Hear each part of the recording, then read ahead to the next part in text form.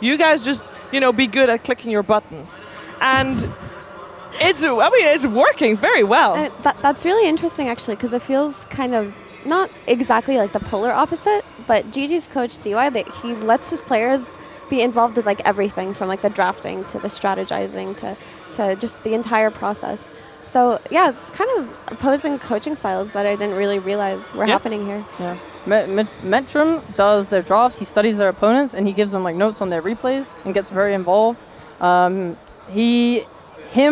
Fishman, and Toby also really like stats. So that's sort of like the style that they bring to coaching there. I mean, it's working out, that's for sure. Being here, top 6 guaranteed. And I think we mentioned it before, but I'll continue mentioning because it is just the way it is that the Western Europe region is just very competitive, and all the points you're getting now, you're going to need them because there's not that many to go around, and a lot of teams hungry for those points. There are still the three Western European teams are all in the upper bracket right now, so they're going to get a fair share of points out of that one. Right, Avery, that's important. The points are the money because it translates to TI. So it's everything for you. The deeper you go, the more it counts. Then it takes some pressure off your next regional league. Because you feel like, all right, we're already in a decent spot. Maybe we get third or fourth instead of first or second. It doesn't matter. You got points at the major. So this match means a lot for these two teams because they're likely going to have to play each other for the rest of the year anyway. Yeah. So if you get a lead, then maybe you go into that next regional. You have a bit more confidence, a bit more leeway. Then you win that matchup. It snowballs out of control. Puppy's going to come back from Div 2. We don't know what's going to happen. There's going to be some other threats. It could alleviate some pressure too, right? Like if you perform well at the first major, which, it gives less DPC points than anything else that happens throughout this year. But if you perform well, you can rack up some extra points for yourself, and that takes away some of the nerves and anxiety that a lot of teams face on these main stages. So even if the knowledge that you don't do the best in this major, you can do well on the second, and on the other hand, if you do well in this major and you don't do well on the second, you're still feeling pretty okay about that, right? Yeah. Because you get more chances. So this is like a really good time in the year for teams to just kind of get that head start and try to hold on to it. Yeah, I mean, we were talking early on in the year, of course they played each other in the DPC, but it was on day one. So a lot has changed since then. I don't know if we can take anything from that series. It was a close one. Gamin Gladiators won, but 2-1 is still close. And again, it was the first week of January. I don't even remember that match. I'm gonna just put it out there. I have no idea what you're talking about. I'm glad you're talking about that because I wanted to bring it up, but I didn't know how to Oh, thank God. Let's go. Punch it into the conversation. No, so it's pretty cool because these teams have done something where maybe they're not too afraid of giving away brood here. I mean, definitely it's an annoying hero, but both of these teams have beat each other's brood mothers. And you know what they've beat it with? Lina. Yes. So GG won with 2 Linas versus Entity. And in one of the games, Toby was on the brood. And then GG lost the first game of that series playing brood, and they lost to Entity's Lina. So I think between these two teams, Lina is probably going to be the most highly sought after hero amongst the 2 carry players. So I'm actually really curious to see if they're going to end up giving it away or prioritizing the brood over it. I really wanted to talk about Lina just quick, is that it's both carries most played heroes from the group stage, which is, I was theory crafting why. I didn't do a deep dive into the drafts, but they play so many meta heroes, between the Nature's Prophet, the Enigma, and all this other cheese involved. There's the scare of the Visage and Lycans and stuff too. I'm wondering what the priority is for the first phase bans, Batrider for Stormstormer as well. I can tell you, before you answer that question, I can tell you that it will be Gamin Gladiators that has first pick, and it will be Entity that has Dire. I don't know if that changes your answer or not, or your point. I forgot my answer. Oh, I'm so sorry. No. Avery, talk about the leader. What I was just going to say is you have to think about a little of the cheese in both these drafts. Yeah. You got to think about the summons heroes like you were talking about for Entity, but I also think Gaming have a little bit of cheese that they play. You have to worry about this perfect Tide Hunter game for Ace. We don't normally think of Tide as a cheese hero, but I think when they pick it and they get it in the right game, it's like auto win. He just does not lose with this hero because it's a beautiful Tide game. You know, item has it, they know how to fight around it. And I think the other one is the Huskar for mid. And the People Lesh. are going to forget. Don't forget the Lesh Lesh. IO is a bit cheesy. It's an acceptable cheese. It's like a cheddar. But that Huskar is some Limburger. You do not want to give that away in a last pick Huskar scenario because it's going to shut Stormstormer down on top of Quinn having a good game, on top of a hero they can play around. Watch out for the burning spears. That's a really interesting point. I feel like that's something you should have in the back of your mind. I'm throwing spears. We're watching out, Avery. We're talking about a lot of heroes, and that's fun, and I like doing that. But what is better than talking about heroes is seeing heroes and seeing which one will be taken to the battlefield here for this upper bracket semifinal. So let's get ready. It's time for Game 1, Gamin Gladiators taking on Entity.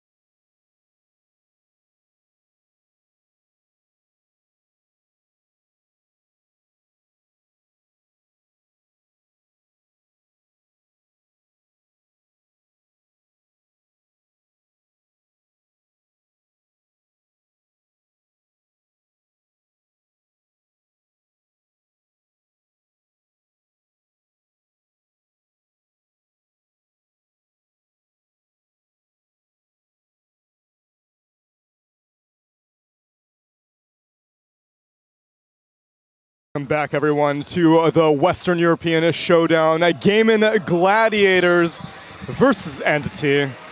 And already the man of the hour on the camera right now, Quinn Callahan. Can't wait to see what he gets up to. But first phase ban's already underway. Death Prophet Undying taken out. Entity remove the Lina and Leshrac. First pick, Broodmother. Response, Batrider, Treant. Yeah, we're speedrunning the first phase here. Let's go. I didn't think Brood would make it through. I didn't think Lina and Brood would make it through, but seeing that both of them really like the hero, Brood is a hero that rarely gets through, and these are two Brood teams. So, I think Gamin's really happy to get a Brood here, but Entity, they knew that this is going to happen. They gave the first pick Brood away, and they have the response ready. Which is just Bat, or is it Bat and Trey? Mainly Bat, I think, right?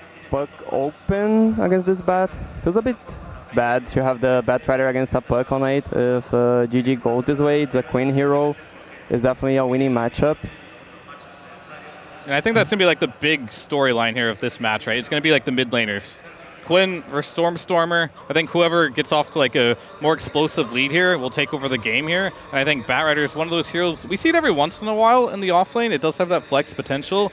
But I think for Entity, probably not going to happen. So they're going to just answer it right away. And this is a matchup that, I've seen it go both ways personally. People like the Queen of Pain versus the Bat. Normally it does well in the laning stage, but if you do make a good rotation on the Queen of Pain, it gets behind. This is a hero that has an abysmal win rate. So then what's the plan with this? Is the idea that you want to discourage Entity from sending the Batrider mid because I've got first phase Queen of Pain. You want to send the Bat mid, I'm just going to blink out of all your lane shenanigans. Now maybe you want to consider it off lane, or Gamin are just she's going to get banned if we don't pick her in first phase. Let's just get her now. Yeah, I think the hero has a lot of value, especially in the mid lane. You can flex to the off lane, but it's not optimal. Some few teams can do it. Yeah, few teams can do it with the Batrider.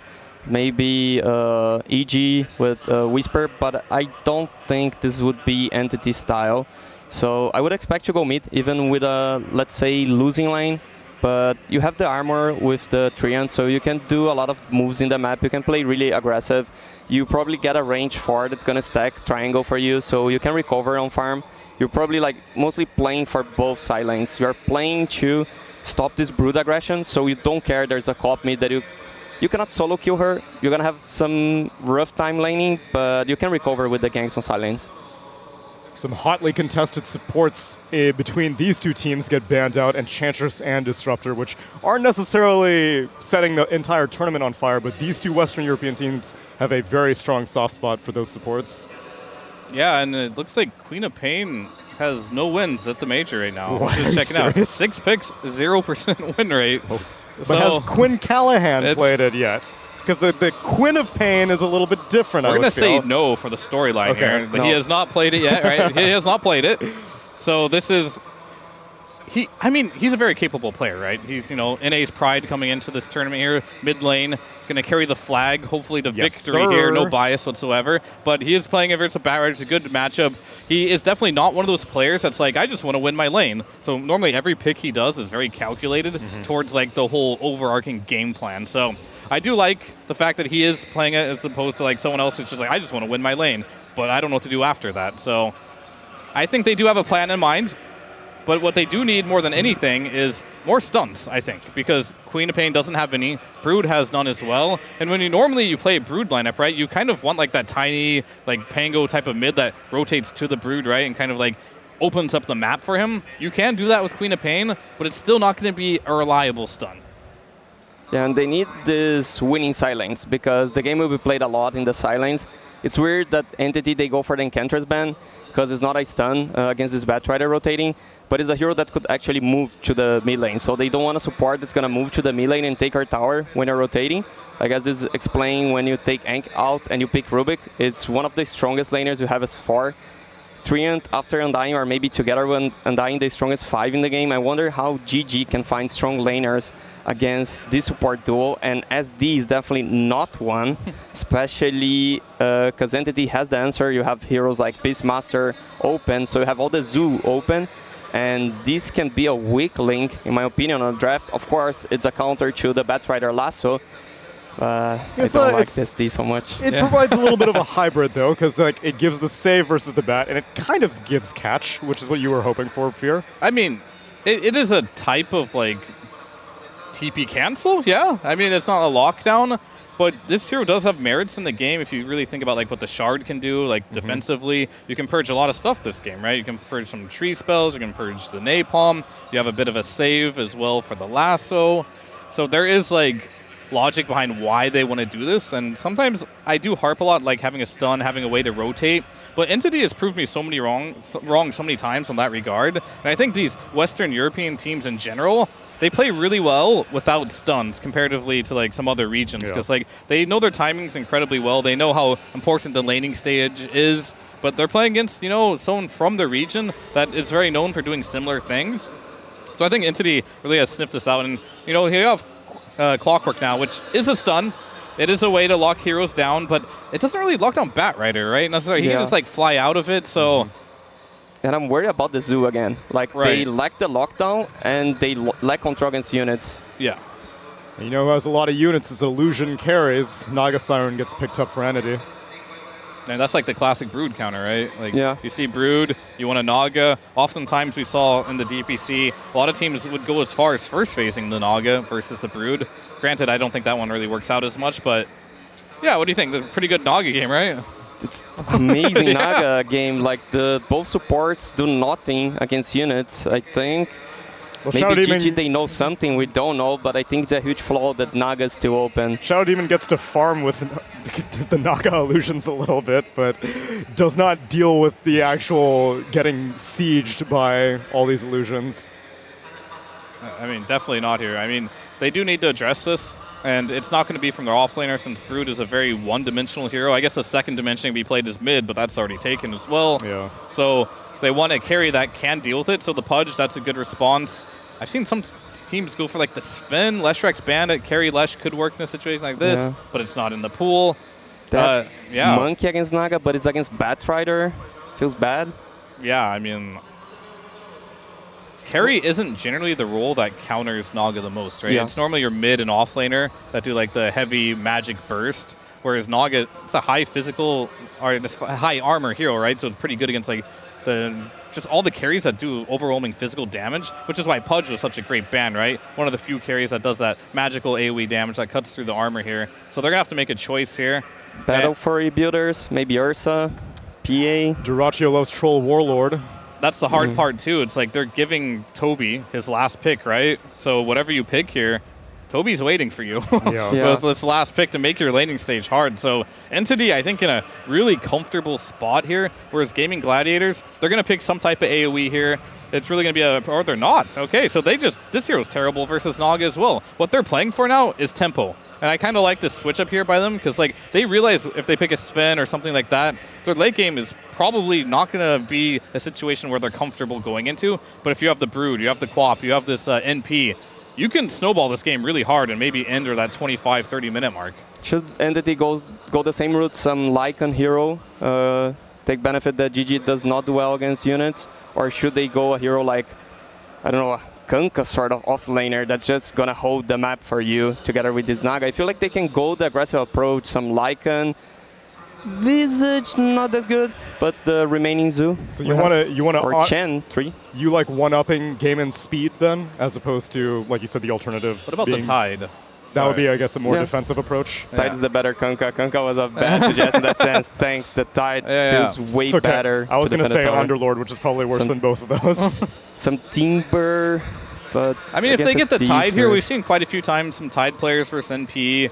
You have the Rubik in your lane. You could go for the Gush build, or you can go for like the 3 points of the Cranked Shell early and not really get tickled. You just get tickled by NP at some point if you survive the first couple waves. This hero can rotate over to the Brood lane in the mid game and just sit in front of the Brood and not really care too much. And then it gives them more team fight as well, so when they do hit that timing for GG, they're fighting into even more team fight. So it's a Toby hero as well, so you kind of have to fit his like preference. Yeah, they could play for the lane with some Primal hero. It smashes NP, but then in the game against Clockwork, not the best. So many options here. Like, am I going to smash the lane? Some Primal. I want to keep the towers, go Tide. I want a fast tempo. You Lycan. Yeah. So narrowing it down to Toby, he's not bringing out a Primal, I think. He's probably going to looking at that Lycan or that Tide here. Or he has something spicy for us, which would be a treat, but I'm thinking those are probably his two choices.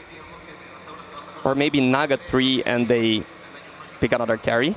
Would that be also Naga spicy? 3? Yeah, Pango seems Who's to be... playing that, though? Toby does play it. Okay. Toby plays Pango. It fits what kind of a Tide wants to do. The only thing that I'm a little worried about is I feel like you can get crushed in lane quite hard against the NP. You do have the Swashbuckle against the Clockwork, so they're going to play probably a more defensive off-lane style here. Which I guess is having faith in Watson ultimately carrying the game and just being able to keep all of Gamin Gladiators off your tower, which, I mean, Entity's pretty good at. Living Armor on the towers, Fadebolt to draw away the creeps.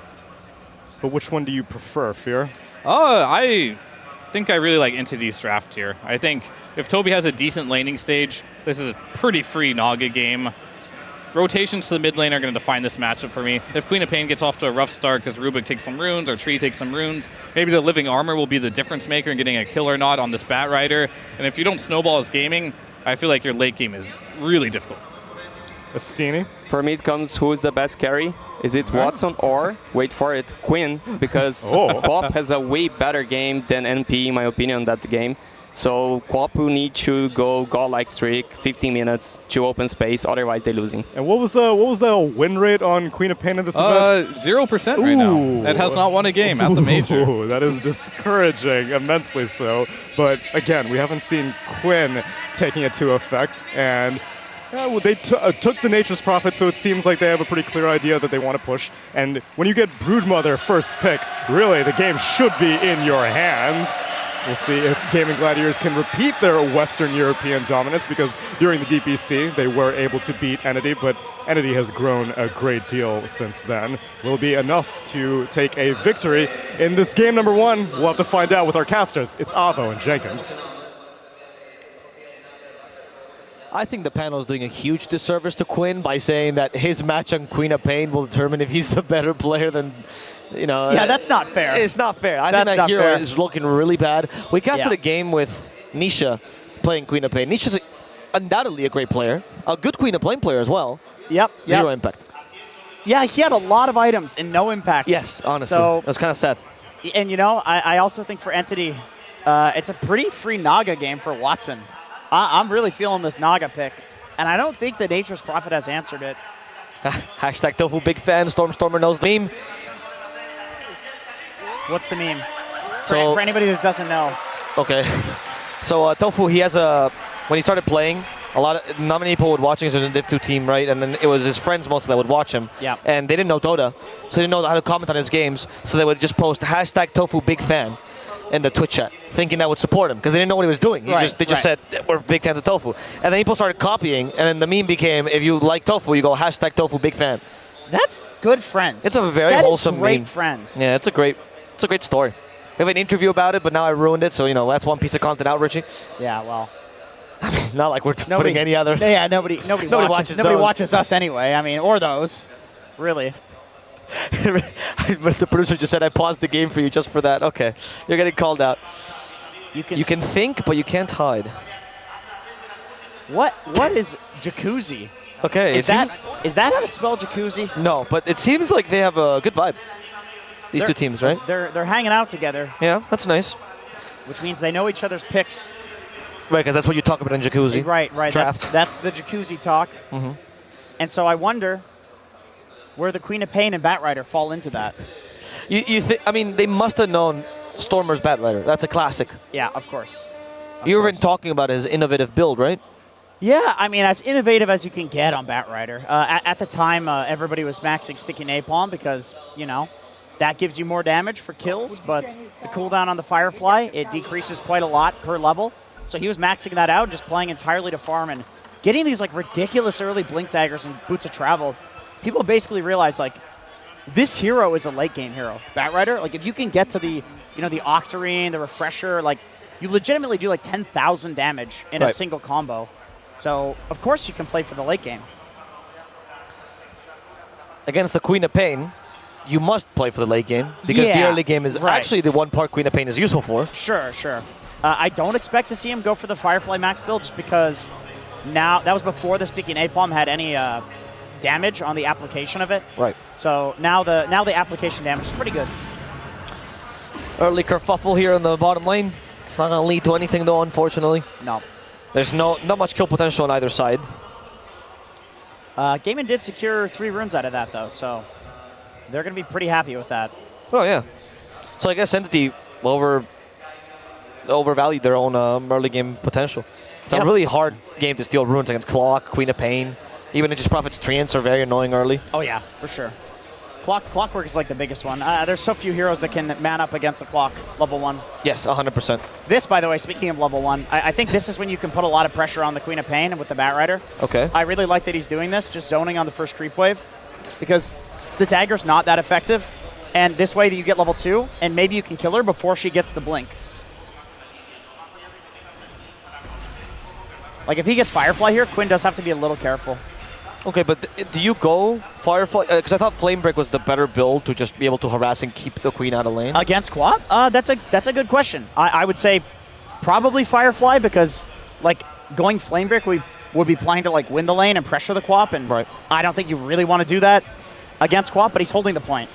Okay, he's holding the point, so he doesn't quite know that yet. No. The Firefly also allows you to recover later, right? Which is definitely the most important exactly. It's a farming tool. So, bot lane, 2 melee heroes versus the Clockwork. Nature's Prophet as well. Yeah. Dyrachyo is going to have a fine time down there. I mean, Pango is fine against Clock, but Pango is not meant to win the offlane, right? No, he doesn't win off lanes, but he will farm. He's going to... I think this hero's better at 50-50ing off lanes than people give it credit for. Just because you've double nuke, right? You can push the wave. Especially if you're playing with a really strong hero like Tree that's going to heal you and body for you. You think that's a good partner to pair him with, or do you like any other nuke? I know the Rubik Pango, for example. The Rubik Pango's better, I would say. Right. But it's this is Entity. They're going to get their Katomi Tree if they can get it. Right. That's interesting. I've noticed they don't actually swap lanes their 2 supports as much. Yeah. A lot of other teams, they will just put their 4 in the off lane, or their 5 in the off lane, they don't really care. Right. But this team is really consistent about their support's positioning. Why do you think that is? Usually that's just because the supports are very comfortable with their lane. Okay. They maybe feel like they're a team that they get some advantage, some edge in the lanes, and play off of that really well. And so they don't want to mess that up by sending a 5 position into the 4 position, because there are these little edge cases that maybe you don't know about as a 5 if you're playing 4. Sure. Even as a very, very solid player, it's trend based as well, right? You got to watch replays of 4 positions to know how to play 4 position. It's only so much time. Yeah, it might not be worth it to actually commit to that. There's also the fact of laning partners, right? Fishman seems to be the scout for the carries of this team. Yeah. So it does feel like it's a good idea to always pair him with a new player. You want to keep the bubbies together. You want to keep that synergy there for sure. Right. Yeah, this offlane's worked really well for a while. Toby and Kataomi seem to really understand each other. Yep. We could say the same thing about Gamin Gladiators. Have been together for quite a while. Oh, yeah. Quinn has 6 napalm stacks on him. Still no points on anything else, by the way, on Stormer. He's not put anything into Flamebreak or Firefly, just maxing napalm first. Yeah, and you know, he's doing pretty fine in this lane. The thing is, Quinn has 2 bottle charges left and Stormer doesn't, so even though the CS looks good for Storm, he's still having a pretty rough one. Like, he's trading all of his HP for this farm that he's getting. But it's what you got to do against the Queen of Pain. Right. Like, you can't just not hit creeps, right? Because she's going to dagger you. No, I understand that. What does the Queen of Pain do, though? Like, I understand the concept of the lane, but what is the best way to maximize this trash? Good lane rotation, honestly. I think you get, like, the 6-minute rune and... Oh, they're going to kill him, actually? No, the Treant didn't get the last punch in. Yeah, one more hit. Claps. Good TP, TP. Yeah. Everyone appreciates it. That's such an annoying thing when dealing with a Nature's Prophet is the fact that TPing out like that, he can just TP back. Quinn is not a blink, actually. No, he doesn't. Yeah, he needed that TP from Tofu. But this is not what you want from a counter pick. You don't want to have to TP your supports, because this is what happens as a result. Yeah. Now they're going to take down your Broodmother, and that's going to be the first blood given to Entity. Watson with an auto attack down bottom. They try to steal that first blood, but unsuccessful, as it was a little bit too late. And also as a result of that, I mean, again, the difference between Quinn and Stormer is not very high, considering it's a counter pick. Yeah, Stormer is just playing this one really well. You can tell this guy has played this matchup a lot. Like, the way that he was pressuring on the first wave indicates that. Quinn actually blinks in on Stormer mid. Yeah, with the Shadow Strike as well. A little bit of damage, but it is an early level Queen of Pain. You don't really want to dive. There's still the support TPs available.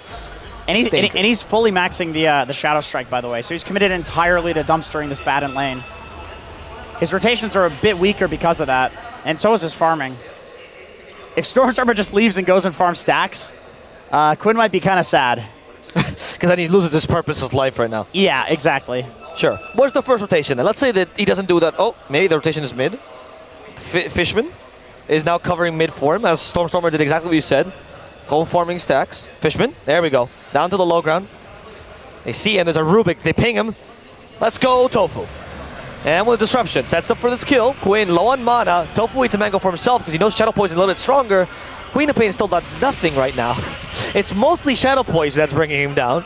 And he's fine. Dude, Rubik has 6 armor at level 3.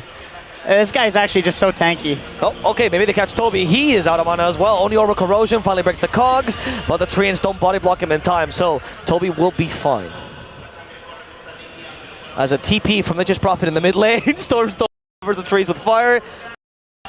And now he is down. He is out. That's a great rune to get for Stormer. I think that's like a farming rune. Well, I say that, he actually picks up a Smoke of Deceit. So I'm curious what he's going to use that for. Sometimes people will use it on bat to farm up stacks, and yeah, I mean, these are big stacks. I think that's going to be a farming smoke. A farming smoke? Yeah, you smoke so that way your sticky napalm application doesn't... Oh, never mind, he's just going to farm it. Okay, just going to farm it normally. Yeah. So is that common? Like so you use smoke to, what, right, stack napalm? Because if you sticky napalm and you're not smoked, the creeps aggro to you. Uh-huh. If you're smoked, they just stand there, so you can kill it a lot easier. Okay. So he might use the smoke to farm Ancients. If his supports do one more Ancient stack.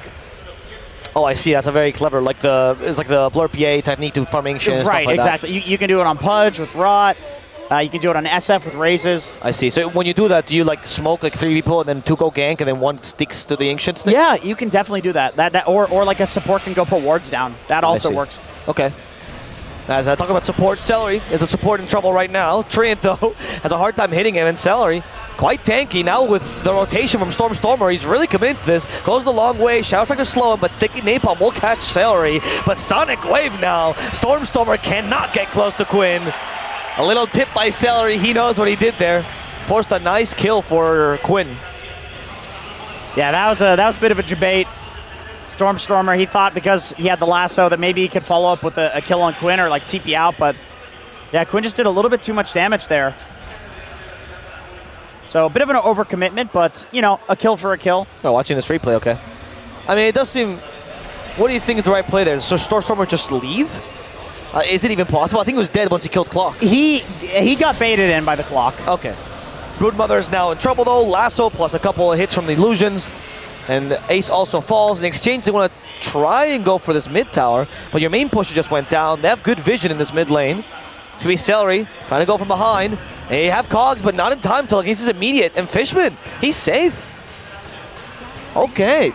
That did not work out in their favor. Quinn hunting down Stormstormer. He knows his job this game is just to bring down this Bat Rider.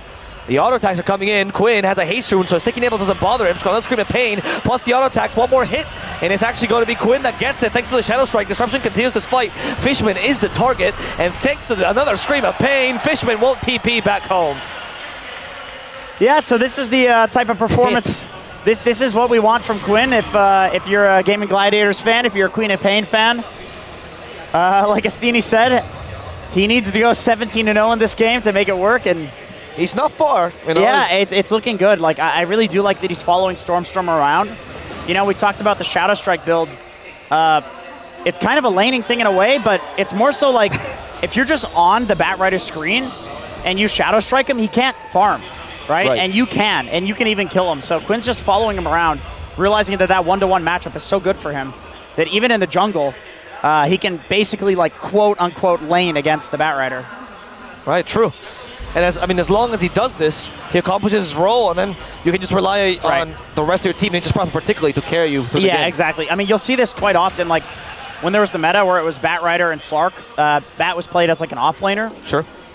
If Bat ever rotated out of the lane, Slark would go immediately to where the Bat is and then just farm there, because then the Bat can't farm there and the Slark can farm there. So he's kind of doing that from the mid lane. That's true. They even saw that during the time when Slark was actually playing mid as a Bat Rider counter. Remember that? Yeah. You always follow the counter. Yeah. I've never seen it on Queen of Pain because people usually just like go gank other lanes, right? But this is it's definitely working out for him here. I could see other co-ops doing this in the future after seeing this replay. Just follow the Bat and make his life miserable. Salary's trying to make the same play again, but he's learned. Telekinesis can be dangerous, and Kataomi's nearby as well. They're really committed to protect this tier 1 mid. Tofu.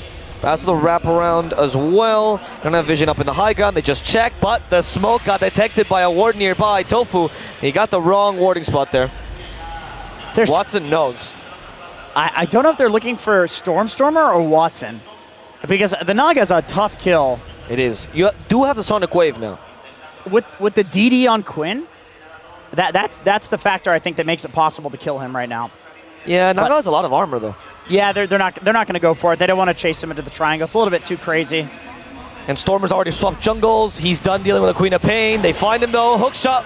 And with the cogs, he's stuck. Stormstormer can't fly away for one more second. Sonic Wave has been used, and that stops the Pango as well. Sprout won't annoy him, but Toby knows he has to leave. Double damage hurts a little bit too much. 3 kills for Quinn. Yeah. Steenie might have not been far off. We can also see in that fight why the Queen of Pain is pretty good against the Pango, just disrupting that roll and letting people get away. Like the fact that he's able to Sonic Wave it and it stops the roll for a little bit, a lot of the time is enough to let people like disengage, especially when you get into 4-staff territory. And then Queen of Pain obviously doesn't really care about the roll. She just blinks away from it. It's really difficult to chain stun her. If there's any Queen of Pain game that it's going to look good, it's definitely this one, barring the Naga. The Naga is definitely good against the co-op and the tree. Yeah. It's good against the 2 cores, the Bat Rider and the Pango. The push is actually the thing that Queen of Pain enthusiasts talk about the most, right? The push Sonic Wave to disengage, not just against Pango, but in general. Yeah, it's like a pseudo centaur ult in a way, where you can like use it, it does a bit of damage, which turns the tides, makes them uncomfortable going in, it pushes them away, you can blink out, your team can walk out. Yeah, it's a kind of repositioning, not a spell people usually think about repositioning, but... I can't believe we're talking about good things with regards to Queen of Pain right now. Well, because Quinn's dominating, so we have to. Yeah, he is. The hookshot gets blocked by a range creep. Salary, angry with the creeps. He's a support, they've never been friends. Now he cogs, but I think Salary's going to die here, Jenkins. In the trees he goes, but there's a Trim Protector who wants to protect those very trees, and Fishman will actually steal the last hit. Look. I like that his team just completely ditched him on game in there. They're like, yeah, Salary, what are you doing? You hooked a creep, bro. You're dead, whatever. I don't think it's necessary to feed your life away there, but I also don't think Gamin really cares that much about him dying. I mean, that's kind of been the whole Gamin Gladiators like motto since Viking GG and Team Tickles is Celery going in and feeding, and then they don't really care. back in Viking GG, they were the only team that played Venge, and you're like, oh, I'll stop you, bro, and then you die. Ace feeding, though, that's a different story. Yes, he has mech for now, but between Overgrowth and Rolling Thunder, he's stuck in a rut, and he's going to be squashed. They even have spiders off him. So they changed spider breed. Right. This is the ones that eat the mother when they explode, not the prey. Exactly. The question is, where do the spiders come out of on the broodmother herself? Right, that's definitely... It's a really good question that we need to have answered here, It's Avo. from the head, actually. I researched this before the cast, just in case. That's very disgusting. Yeah, it's from the head. Because there's the most nutrients there. Yep, speaking of head, Duraccio, hopefully this Ancient Farm doesn't go to his head because he is getting pretty fat here, top of net worth. Going for the Mjolnir, which I think is pretty common against the Naga. Honestly, the Gleipnir's not that bad because you can Gleipnir the illusions, but... It deals damage. And it deals damage, of course. Naga's going to get a Manta, though, so it's very difficult to catch her out with that. Okay. And the Mjolnir lets you turn and trade the Naga, right? Like, she can hit you, you can pop Satanic. The Gleipnir is going to kill all of her illusions. I've even seen people do both. The Gleipnir plus the Mjolnir. It sounds stupid, but it's actually not that bad. I doubt we're going to see it, but I have seen it. Sure. What other... Well, actually, wait a second. First we see if Toby's going to die here. He's not a target for Quinn, but it could be a target. He's fine with it. It's a carry. Or, sorry, it's a core. Hook shot. To a spider of all things. Oh, no. Celery. The creeps are the bane of his existence. And Snare now, Celery, ruining the day that he was born in this creepless world. Celery just wants to go home.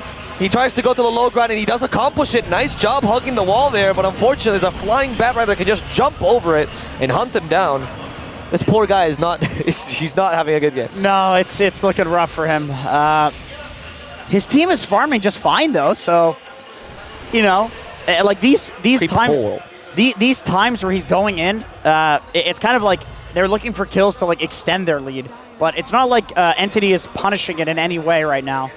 They're not getting anything other than the Celery kill off of these, so it could be way worse for Gamin Gladiators for sure. Stormer. Okay, there is the lasso used onto Quinn.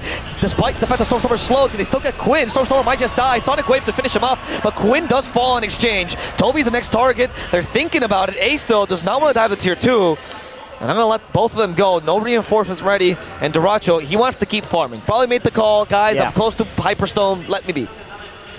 We can see in that fight why Gamin Gladiators picked the Shadow Demon versus the Bat Rider. Yes. It was so difficult for Stormstormer to get on top of Quinn and actually get that Firefly damage out. I think if he did get on top, if he wasn't slowed there, Quinn actually would have died. That was a nice play from Stormstormer, but just an even nicer play from Gamin Gladiators. Like Quinn, that was very close to one of those missed Queen of Pain ultis where they're like so close to you that you don't hit them, right? Because there's like a little bit of the cone in front of you that it doesn't hit. So if he doesn't get clipped by that, that's actually Stormstormer killing the Queen of Pain. But the SD, he's going to remain a problem for Stormstormer, even when the BKB comes out. Yeah, that's a good point. And even when the lasso comes out and you actually don't stop him, he's so slow that the idea of pushing someone away is impossible. You can't force stab him because it's dispelled, right? Yeah. So it might just be the counter to the Bat Rider. That between that and the Queen of Pain. Dude, all these force staffs are coming out. In pretty much every game, we're seeing like 2 to 4 force staffs on both sides. I could actually see Shadow Demon being picked up a lot more. I have seen the pub win rate on it is pretty high. And you think the logic is the constant purge is just really valuable? I think it's the constant purges, and I think it's also the prevalence of Black King Bar. And it's like BKB on these crazy snowballing heroes like Bat Rider. Like or movement heroes, right? Feels really good against them. Sure. The only thing is Tofu this game has not really managed to amass any sort of net worth. No. I mean, he's a really poverty-stricken support, and usually you want something on the Shadow Demon. Yeah, for sure. He got shard at least. It's a little rough. He's about as farmed as Celery right now, but I really like the shard pickup. That's another reason that the Bat Rider is countered. It's going to constantly purge the napalms as Fishman might soak the gank here. Oh, hook shot. This is for Fishman. There's a Rolling Thunder blocked by the cogs. Fishman might just die to the spiders. They don't even need the clockwork here. Rolling Thunder, though, inside the cogs. Celery, though, happy that he already got the kill. And thanks to the mech, Celery will actually survive for a while. Now the disruption saves them, and they want to punish Kataomi for this play. They will accomplish it. Double kill for Quinn. What's the scoreline right now? 5-1 and 2. Not bad. All right, bad. Good start. People love Quinn here. Every one of these fans have been insulted at one point by Quinn. Duraccio just got solo killed by Watson on the bot lane. That was just a straight-up solo kill. I think he tried a man fight with the Mjolnir. Oh, I see. And it did not work out. And it did not work out. I mean, the panel talked about it. Like, this is a completely free Naga game. They picked the Nature's Prophet into the Naga. It's not a good matchup. Having to go for the Mjolnir shows that it's not a great matchup. How else do you solve it? I mean, you talked about the Gleipnir and Mjolnir. What other builds? Do you go AC, perhaps, to mitigate it? If you want to, if they do end up losing this, then draft is one thing. Like they did. Sure, that's not a solution. Solution in this game. They did have the carry counter, but yeah, I mean, in this game, the eventual sheep stick from Quinn will be good. Shiva's Guard as well. Just something to like go and isolate the actual Naga, and then Duraccio on the Nature's Prophet can just do single target damage and take out the real Naga. Monkey King Bar also, because Duraccio, he wants the magic damage. Naga's got huge armor. Right. What about the, I mean, it's a crazy pickup, but for a late game option, the Revenant's Brooch. Revenant's Brooch. It is actually good. I do think against Naga and Terrorblade in particular, it's pretty good. But it's a very late game pickup. Like, people don't even go Witchblade on Natures anymore. True. He's going for BKB now, which is what he needs to survive the Naga. Yeah. The good news for Entity here is they did just pick up a Philly. Oh. That's a pretty important item, especially when you have a greedy support like Rubik. Who has it, though? I'm going to take a wild guess and say Katomi's going to take it because he's the 4. Oh, yeah, he does. He just took it. Yep. Yeah. So, I mean, a tree with items is quite effective. Like, you get a Refresher, you get a Blink Dagger. It's really good. Like, this hero actually scales with items. What do you go for? So I get the Blink Dagger, right? Refresher, and then is that just double Overgrowth is the whole concept? Double Overgrowth, yeah. I mean, you can... Like, is there anything else that you like? Do you go for utility here? Just all of the utility items are great. Okay. You can get a Greaves, you can get a Force Staff. Oh, so you're a good aura carrier in general. Yeah, Tree's a great aura carrier. I've seen lots of Tree players do that. Let's see, do they have a Greaves buyer? Toby is not buying Greaves on the Pango. Okay, so he could be the Greaves buyer. He could buy it on Katomi, yep. I mean, it does feel like the Refresher build against a Demonic Cleanse doesn't feel amazing. Yeah, that's true. That is definitely true. Even just the Imprison is pretty good against the Tree. This is a great SD pick. The more we're looking at it. Tofu's, he's got smarts, he's got looks. What else do you need from him? I don't know. He can make songs? Yep. I was going to go there. I was about to go there. I knew it. You caught me in the act. I had to stop you. Yep. He's a fantastic DJ. He really is. Yeah. This Tier 1 is still standing for Entity, which is impressive. But more impressive, they've had the Tier 1 for Gamin Gladiators still standing in the mid lane without a Trip Protector. Yeah. Because, I mean, Entity is just showing up to defend their Tier 1, and they're not really... attacking. They're not really attacking. I mean, not like... which one of their heroes is going to siege? A Pangolier? Yeah, right? It's like these are not great sieging heroes. Gamin's not much better if Duraccio doesn't want to show up to these fights. And it's hard for a Nature's Prophet to show up against a Naga Batrider. Gamin is taking it slow. I think this is the way to do it. Tofu, though, got caught here, and I think he's going to die quite soon. He does at least get his spells off. Oh, nice disruption to, get a little bit more time for the team. They did rotate like 4 people here, but they stole disruption on Fishman, which is a huge steal. Top lane Stormstormer was going for a kill on Ace. Oh no, he still has Lasso, but there's no chance for him. Duraccio just stands in the fire without Mjolnir. It's very difficult to deal with him. Yeah. That static charge can be brutal against DOTs. Quinn even going further as well. Thinking of Fishman, this hook shot actually lands on a hero. Celery super proud of himself. And able to finish off Fishman, and Quinn is tanky enough he can survive that Overgrowth easily. So that's going to be the mid tower, finally, after they get these really important kills. The team without the Trin. Yeah. They took the first one, very impressive stuff. And you asked about, like, how do they... Celery? Wait, Celery is having a support fight here. There's Naga nearby, but they forced him to the high ground, and Kataomi is the one who's going to get stuck. Because Celery knows the true support is about a punching bag for his cores. So I realize now Watson has an Orchid now. Watson is quite farmed. Orchid is definitely the time you want to start showing up on Naga. I've seen other people wait until they have a heart. But anyway, going all the way back to what you asked about, how do they counter the Naga? Sure. Ace is going for a second item Sheepstick. He's not going for a pipe this game. Oh. Not a Wraith Pack, nothing like that. He is going to play to catch out the real Naga. That's what this says to me, is that they've identified what we have as well, and that's that they picked a draft that is good in the game, but not good in the carry-to-carry matchup. So they're dealing with it with items. I like that. No, don't you think is it dangerous at all that you're not going for a pipe against Batrider, or is he already countered enough? He's countered, man. He's less net worth than Toby on the offlane Pango, so I don't think they're very worried about Batrider's presence in this game.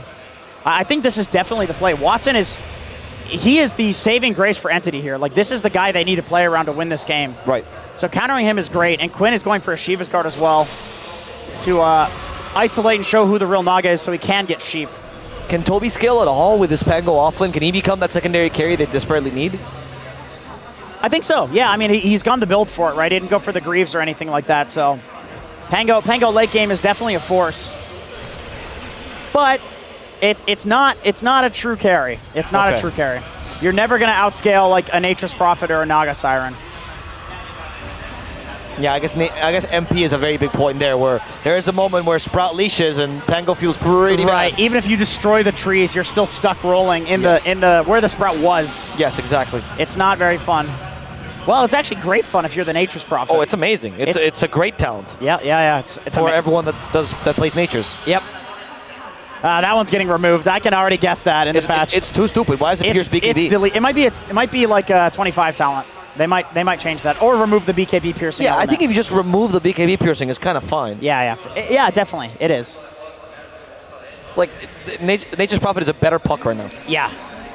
Why would you ever Puck get is pretty good though. Puck is pretty good. So imagine if you're a better puck and puck is pretty good. Yeah. How great is this hero? And this is a good hero. Yeah. It is. It looks good on some players, on most players, like most of the players at this tournament. Yeah, you keep talking about this because I've seen you have 700 games on MP.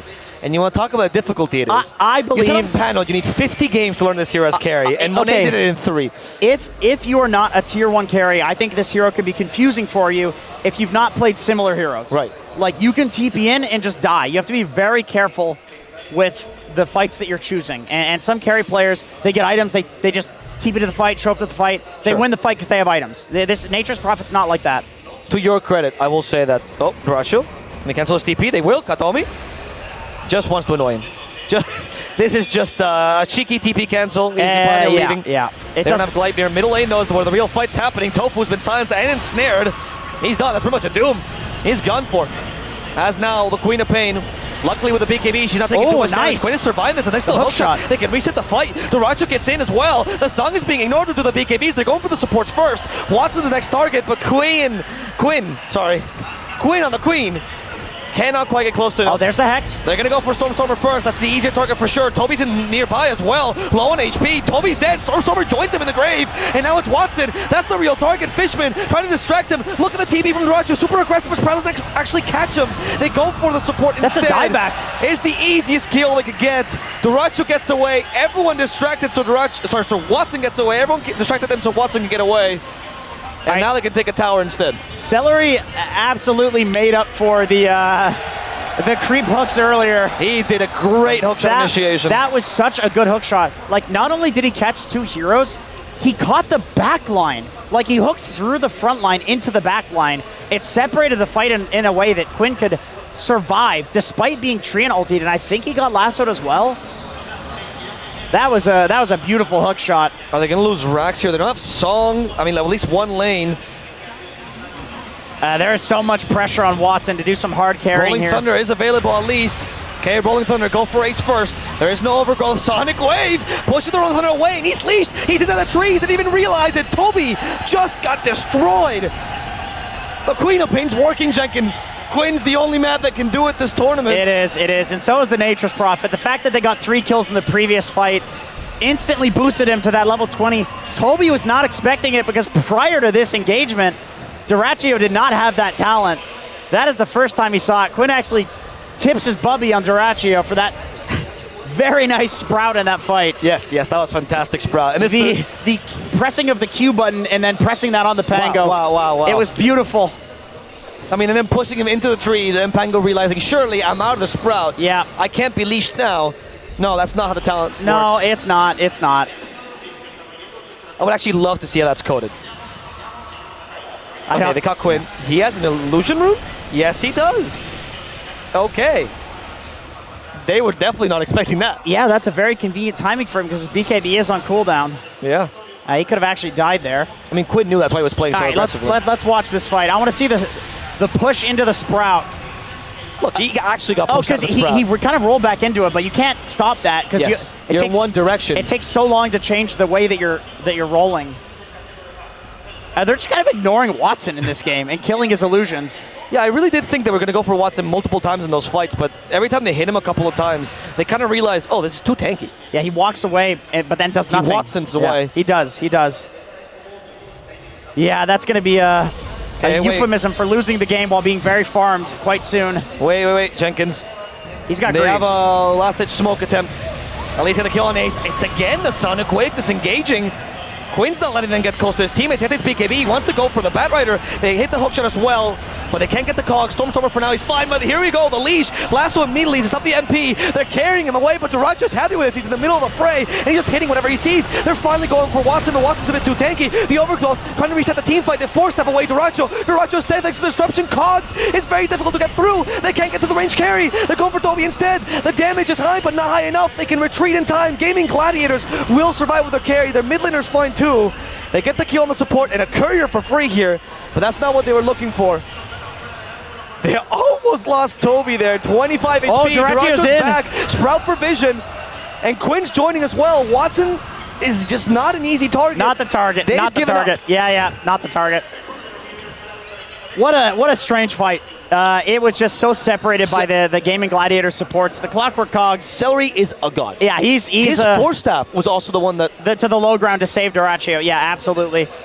And then also Tofu, he had the disruption. Like, they're just completely kiting the entity heroes in this game.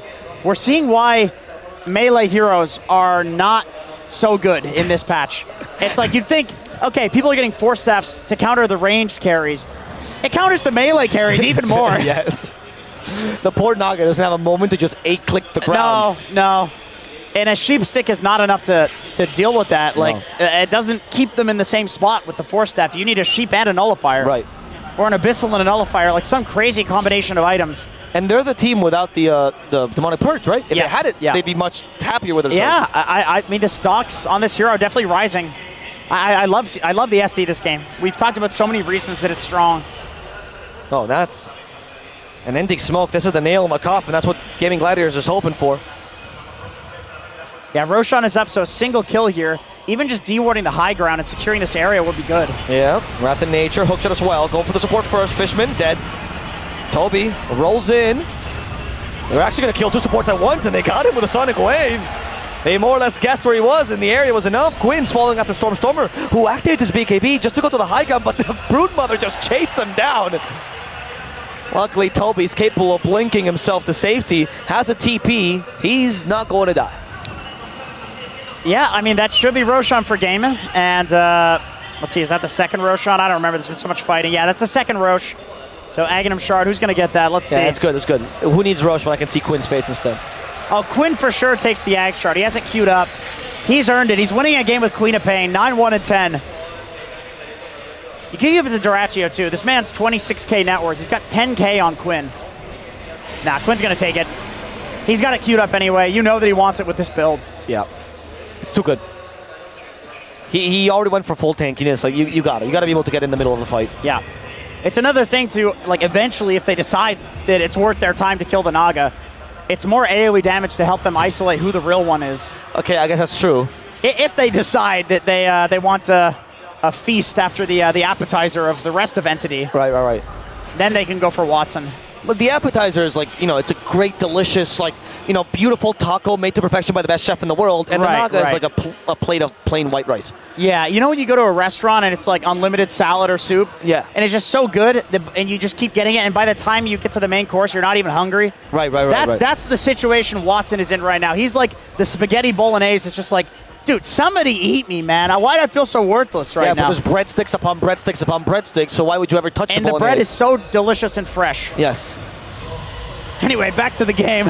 Double damage rune for Quinn. Maybe, no, he's going to take it for himself. He's the big boy this game.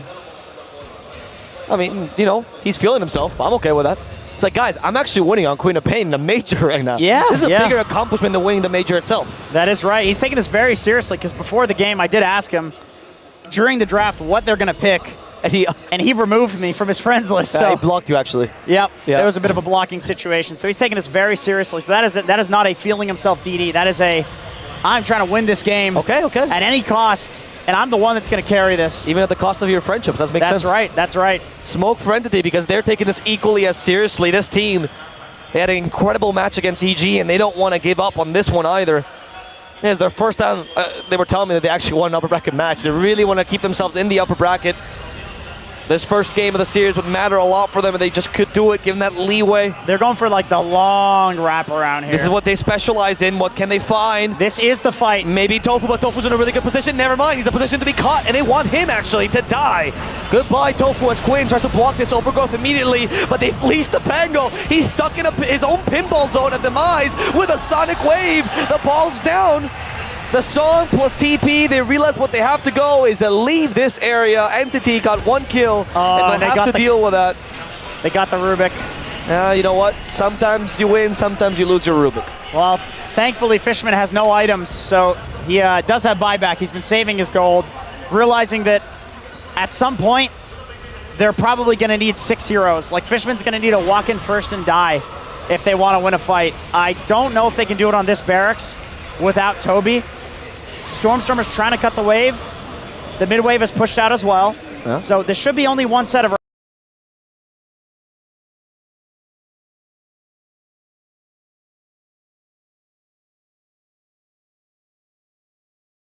racks if they can kill this current wave that's in the base. Okay, the tier 3 should fall. Now going for the racks next. Entity, they don't want to use their buybacks at all here, but they also have nothing to just cheekily defend, poke and prod, sprout even for vision in case there's something lurking in the shadows. And look at this, everyone's going to the low ground, but Celery walks to the high ground as the Racho realizes they left the range racks there. So he's out of boots. He's very slow. Backdoor is not going to kick in here. Nope. The mid wave was not cut by Watson. Oh, he's already turned. They have a 4-step just in case. Rolling Thunder, okay, from behind Stormstormer. And with the Rolling Thunder, the 2 cores are stunned. Duracho's stuck in the high ground, or maybe they're stuck with him, actually. He's taking over the NA base. He's actually going to kill the Naga this rate. Watson is no longer that scary. Stormstormer dies in the backlines. They actually find Toby as well. And these 2 cores who thought they were cutting the team fight are now dying. Sonic Wave missed. It's actually just a celebratory Sonic Wave because Quinn knows he just took this game down. Fishman dies, spawns a bunch of spiderlings as they try to turn him into a pig. Ace will be allowed to live. Watson's too afraid. Stormstormer nearby as well.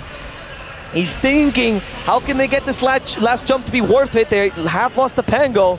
Duracho might be slow, but he attacks way too hard. And the lasso, even if it's off cooldown. Yeah, he's got 40 seconds on Aegis. Okay, they gotta go. No, this overgrowth meant nothing. The BKB just ignores it. Ace is saved by a 4-staff, and that Song of Siren luckily stops the fight long enough so they can call the GG. Entity, man, they got dominated here. The weirdest, strangest thing of this game is Watson is 6-0-4. He didn't die, Alvo. He did a Watson. He did a Watson. It really happened. That is something they're going to have to break down. Yep. How could our carry be completely ignored and we lose the game? Melee carry, I think, is not the way to go. It seems like it's not. And, you know, the panel talked about it. It's a free Naga game, but these other heroes, they just seem to be so strong that it doesn't matter. Gamin focused on countering everybody else but the Naga, and they just ignored her. Like, is that the counter? Did they just know something we don't? I mean, it seemed like they had the perfect lineup for this, though. Between Sprout, Cog, Sonic Wave, you had pushback, and a lot of ways to be able to block the pathway, right? Yeah. So it was really difficult for a melee carry to hit anything. Right. The just the unit blocking things on the ground. It blocked Celery in the early game, and then it blocked the Naga in the late game. And Pango. The Pango roll too is it's really annoying to play into these things. And the Batrider, I mean, I love the SD pick. And Tofu played it exceptionally well. It's kind of a boring hero. Like, it's not that flashy. You have to be in position for just like one good save in a team fight, and then you die. But that save is so important. It's so high impact. Or to like press his ult on the right target. And you could see that Entity, they started focusing him eventually because they realized how much he was doing in the game. It seems like a good Batrider answer. I really like this as an answer. Gamin has done their research, and it really paid off here. Yeah. I mean, again, when you win with Queen of Pain, they know something we don't. Yes, and that's something is this hero actually has utility in the meta if you use it right. Right. I'm also curious about the Trim Protector didn't seem to have the impact we're used to seeing in this game. We talk a lot about the Bat, but it felt like the Overgrowth didn't matter this game whatsoever. No, I mean, the Demonic Cleanse, the Guardian Greaves, the Disruption. I don't think Clockwork really cares if he gets Overgrowth. Right. And Quinn is like the one hero that would really care because he's Queen of Pain with a BKB, but he had so much net worth from his lane and from playing the game well. He had the Sanjin Kaya, the BKB, Illusion Runes. Like, he had ways of taking off the Overgrowth, so we just saw no impact from the tree. Well, much like you dispelled the Overgrowth, will be dispelled from this cast, and instead we'll show you your way, blink away to the panel.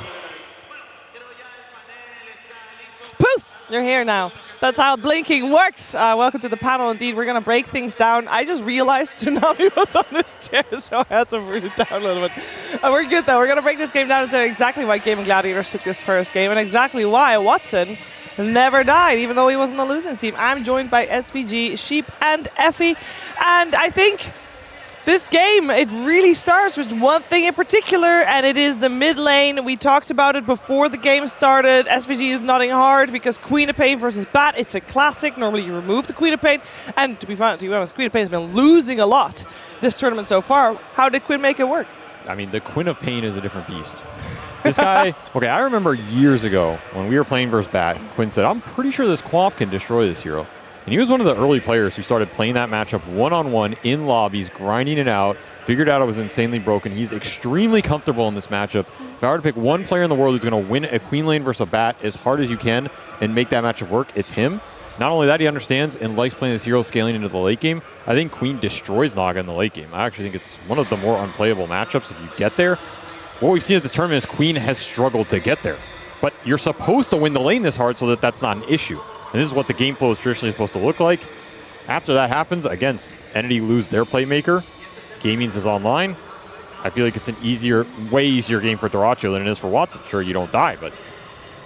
Yeah, I mean, I think the issue with Queen of Pain is she's just not a very good hero right now. So a lot of teams are hesitating to pick her to play into a Batrider because, I mean, you have counterplay as a Batrider. You don't have to play for kills, right? You can just play for stacks, play for rotations, just try to get as much as you can out of the lane. Actually, in this game, I really hoped that they would just flex the Bat to the offlane and play the Pango mid. I think if they had done that, that would have been better, but Toby just doesn't play Batrider, so they couldn't really do that. They gave the favorable lanes to Game. But I think that's selling. I want to emphasize how he played around this mid lane, because it felt like he was the one who enabled Quinn here, right? He rotated mid, he killed the Bat, he killed the Bat again with his hook shot, and Quinn got to clean up the kills. He also, got TPs on himself. He made a lot of space. He died in really effective ways. So a lot of this was just Celery enabling Quinn as well. It really was. What a story of the game for you, Sheep? Story of the game? Story of the game. Ooh, if you probably don't say Quinn, I'm kicking you off the panel, by the way. Don't worry, he doesn't have that power. Oh, thank God. Okay, well, in that case, I really liked map control. That was the aim of my game. Usually, you're meant to be able to play half the map on each team. And, that's how we see those, swinging around as the game progresses as you take the tier 1 tower. But that just didn't happen this game because of Brood. And they won all their lanes, which meant that it was really hard for Entity to ever contest map space. You would see them take heroes top to try and go fight the Brood, and then your Nature's is TPing in. You have Quinn on Queen of Pain, very mobile, able to cross the map in short space of time. It was very difficult for them, and they're underfarmed because they lost lane. So it's just they were just losing these fights, losing these engagements. I really loved the item build on Duracho as well, and the Nature's Prophet. He didn't go for the Gleipnir, he went for the Mjolnir after Midas. So he just hit so fast, using so many Maelstrom procs, and they made up for the lack of lockdown due to that by buying a Hex on the Broodmother pretty quickly after Greaves. Yeah, I really like that you bring up the Broodmother, because I thought the way they played around it was really cool, right? So because this Queen of Pain goes Kaya Sanj into BKB, and he just plays the tankier version, after the laning phase, they just bring 4 heroes to the Brood lane, instead of letting it do its thing for a while, and they let Nature's Prophet just handle the bot lane until he farms up those item timings, right, until he gets his Mjolnir. So they're playing around the Broodmother. Quinn's kind of baiting this Batrider to lasso him, but he's lassoing him on a Kaya Sanj, and there's a Shadow Demon behind him, and a Brood just farming those camps too. So even when this Queen of Pain gets lassoed, and the Batrider just got purged, maybe they get the kill on the queen, but they don't really get much out of it, right? Because they just have control of that entire area. So their farm distribution was really cool. I thought their itemization was great on all of their heroes. The hex that you mentioned on the Brood was really good. I liked the AC after the Satanic on the Furion too, because even when they were last doing the Furion, they couldn't kill him. Like the Naga hit him and it didn't feel like anything, right? They were just like right-clicking him when he got lasted that one time, and then he was just like, hey guys, and then his BKB finished and they still couldn't kill him, and then it didn't matter if they killed Naga or not because they were killing the rest of the team, and then they just ended. So all the lanes were won by Gamin Gladiators, which is obviously very good, but are you all saying that when that happened, it was basically over for Entity? Did they not have a good way back into the game, SVG? They got the Naga Siren, you got a late game potential. The Naga is pretty slow to come online and have impact in this game, so I think it pretty much comes down to if you can fight around Pangolier. If you get some early skirmishes going with Pango, he can fight and get the bat back in the game. I think your skirmish power is pretty strong. The downside for Entity in this type of matchup is their supports usually play very stationary supports. So if you lose the Silanes, their supports are not going to roam to mid either. So then that kind of compounds because Quinn is getting a one-on-one. He got the matchup in the draft. Normally to counteract this, you either are going to win Silanes harder or roam to mid, try and disrupt the power runes. You got so many arcane runes this game. It's not a coincidence, right? When you play these treant support duos that are static. Is it a coincidence? Coincidence? I think not. Coincidence? Coincidence. I like that. I think it's something Entity have to think about in this particular team matchup because if you're not going to give the matchup pick to Stormstormer, then having some supports that can at least skew that mid matchup are nice.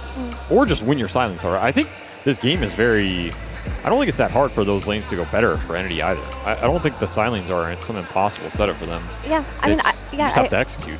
I agree with you. I just think that the Gladiator supports played really well, didn't they? Right, because they have the Shadow Demon on the floor that's a more slower to move hero and a more stationary hero. They just go for the Celery Clock, and he's the one playing with his Queen of Pain, and they're the ones making kills, right? And then because they're starting the fights with these hookshot, then Entity have to react, and they don't necessarily have the best heroes to react. Because I can think of this one moment where the bot was hookshot, and then they just went on him with the Queen of Pain. She blinks in, and because she Sonic Waves, she also Sonic Waves the Pangolier away, who was rolling in, and he couldn't get himself in the cogs to do the bouncy ball thingy that Pangos do when they're there. Do you know what I mean? Yeah. So I just feel like every little thing that Gladiators did was so cool. And I think their draft was awesome. I don't think Entity expected them to pick that Nature's Prophet when they already had the Naga, right? Most people look at that Nature's Prophet and they're like, what is this pick? Is this not a strange pick? But the way that they played it and the way that they played around it was really ingenious, in my opinion. I will say, Nature's Prophet is, together with Broodmother and Lina, is one of the hot commodities so far this major. If I look at the lineups, I'm like, how on earth are Brood and Nature's Prophet on the same team? I kind of do feel like that's an oversight, especially since Nature's Prophet is so flexible that you can play it in multiple places. I think they were happy. I think Kennedy were happy when they saw it. They were like, what? We have this Naga, weird. And we have this bat. We're going to play it. They wanted them to pick it. That's why they didn't ban it, right? But I think Gladiator's approach to it was something that just worked out for them, especially in the way that they played versus Entity, right? And by having the Shadow Demon for this Bat Rider, their Bat Rider couldn't do the heavy lifting that he needed to do in the early game. And Nature's Prophet had free reign. There was no Bat threat on the Nature's Prophet at any point. Avery, I have to know, after a game like this... this sounds ominous. How high does Quinn's ego get after a win like this? Quinn has no ego. None? No. He lets it all out on his stream.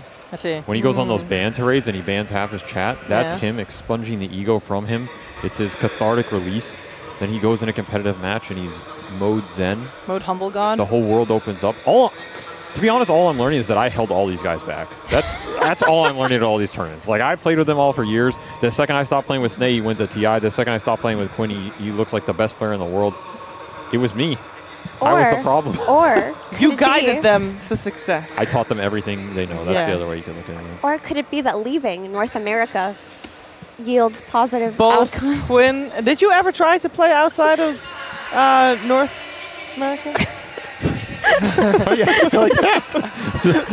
have to be high skilled to leave North America. Yeah, exactly. It's tougher. Okay, in all honesty, it's harder for captains because it's rare that a team recruits a captain. Yeah, because Right. normally you start a team from scratch. Yeah, so like Yes. my players are going to Europe, and then it's like, oh, what am I gonna do? But no one's going to me like, oh, we need a new captain. It's pretty rare a team kicks their captain. I think it's happened only once or twice in the history of Dota, and so in that sense, it was a little tougher. I always wanted Definitely to go to. happened more than that. I know 2 instances last year. Okay, it happens. It happens a decent amount in Dota. But then you want to go to a team that kicked your captain. Now you're thinking, oh, what are they going to do to me? That's You true. know, I'm There's next no on the block. faith. You know, yeah, that's fair. But I do think going to Europe was the move for him. I told him to do it. He was going to do it this year pretty much regardless. He was not going to play in NA again.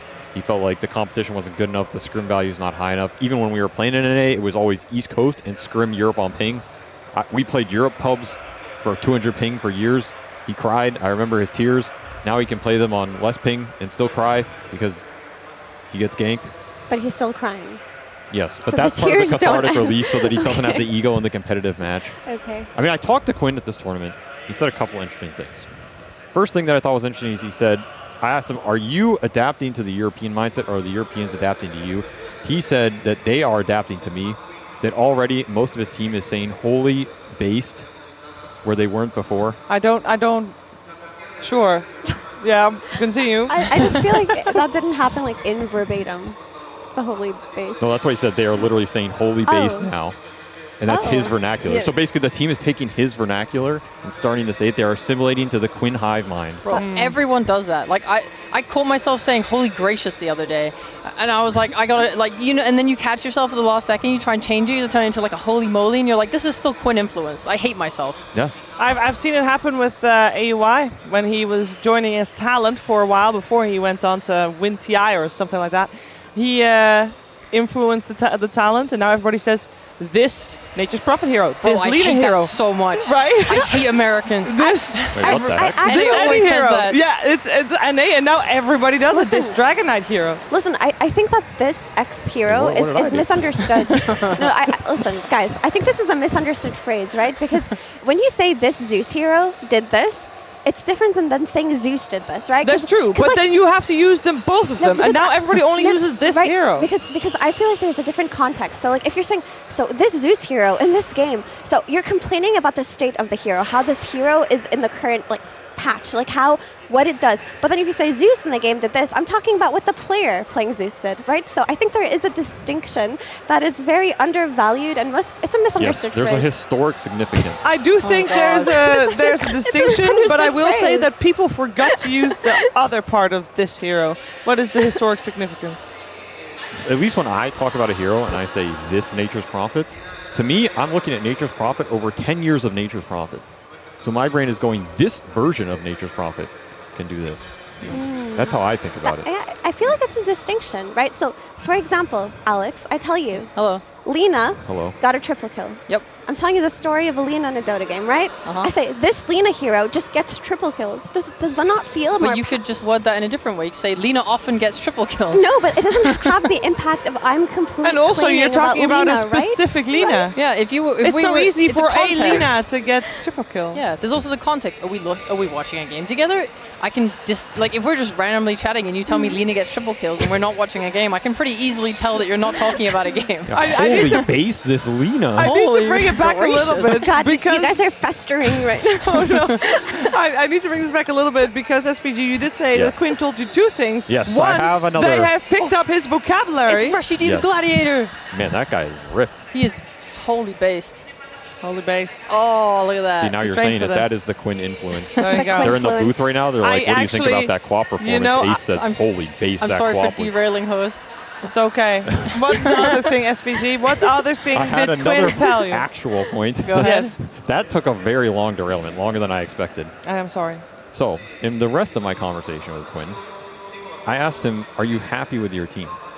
Do you feel like you're in a good spot with your team relative to where you want to be in your career? And Quinn said he would not accept an offer from any other team on the planet right now, no matter the conditions. That is how much he likes this team for him at this point in time. Okay, but like if Liquid asked, He would I'm say just no. I Million- brought it up. $1 million deal. I said you get paid $1 million and you get to play with 4 niches, and he said no. 4 niches. He refused. Holy shit. Genuinely. No, And he genuinely means that this team, he feels no pressure, he feels no stress, they get along, he's very comfortable to play with them. It feels like they're all working towards the same goal together and they're in the same spot. I think those types of identity mechanics are very valuable on the team. You don't want to feel like you're the guy who has to step up all the time, or you're the guy who's behind, or you're way ahead of everybody else. If you're all on even footing, you're working towards a common goal. These teams surprise people, and I think it's part of why Tundra did really good last year going into TI. You asked him verbatim. Yeah. How are you doing right now based on where you want to be in life? What kind of conversations do you have? It was very, very deep. The kind where he knows he can use the answer on the panel. Yeah. That's what I do with Quinn too. I got some juicy stuff out of him. That's just the friendship of playing many failed years of NA Dota together. It is. You fail together and your bond becomes just that much stronger. You know what I used to call it? What? I would tell my boys that it's the crucible. Okay. You all get shoved into the crucible of pain and misery, but it forges you into a diamond, and when you come out, you're shining and the world can appreciate your beauty. So more people who are failing at Dota right now need to move to NA. Yeah, do you feel like this is the crucible where he's now in being forced in a diamond, like the whole team is? He is on a beach resort right now compared so to... the crucible was NA? Yes, it was playing with me, but now he is out of the crucible. Life is easy. Okay. He's chilling. He gets to go play Queen and yell at people. Well, we do need to talk about the second game that's coming up, because I'm curious to hear from you, because a lot of what we talked about circles back to the draft, as is the case for a recent couple of series we've seen. But that also means that Entity should have a good shot in this second game, because all they need to change is a draft. Effie. So the thing is, I think Gladiators had an ingenious draft, but NAD's draft was good too, right? I don't think they had a bad draft that they need to correct. I think there are some little things that they could have done differently, but they couldn't by nature of maybe Toby's hero pool, right? I think flexing Bad and Pango, like switching those two heroes where they were playing in that game would have made a huge difference. I think they weren't prepared to deal with that Nature's Prophet. That's the part that caught them off guard. And maybe they thought their solution in the end when they got that Pango, they were rejoicing. They were like, guys, they left Pango in the pool.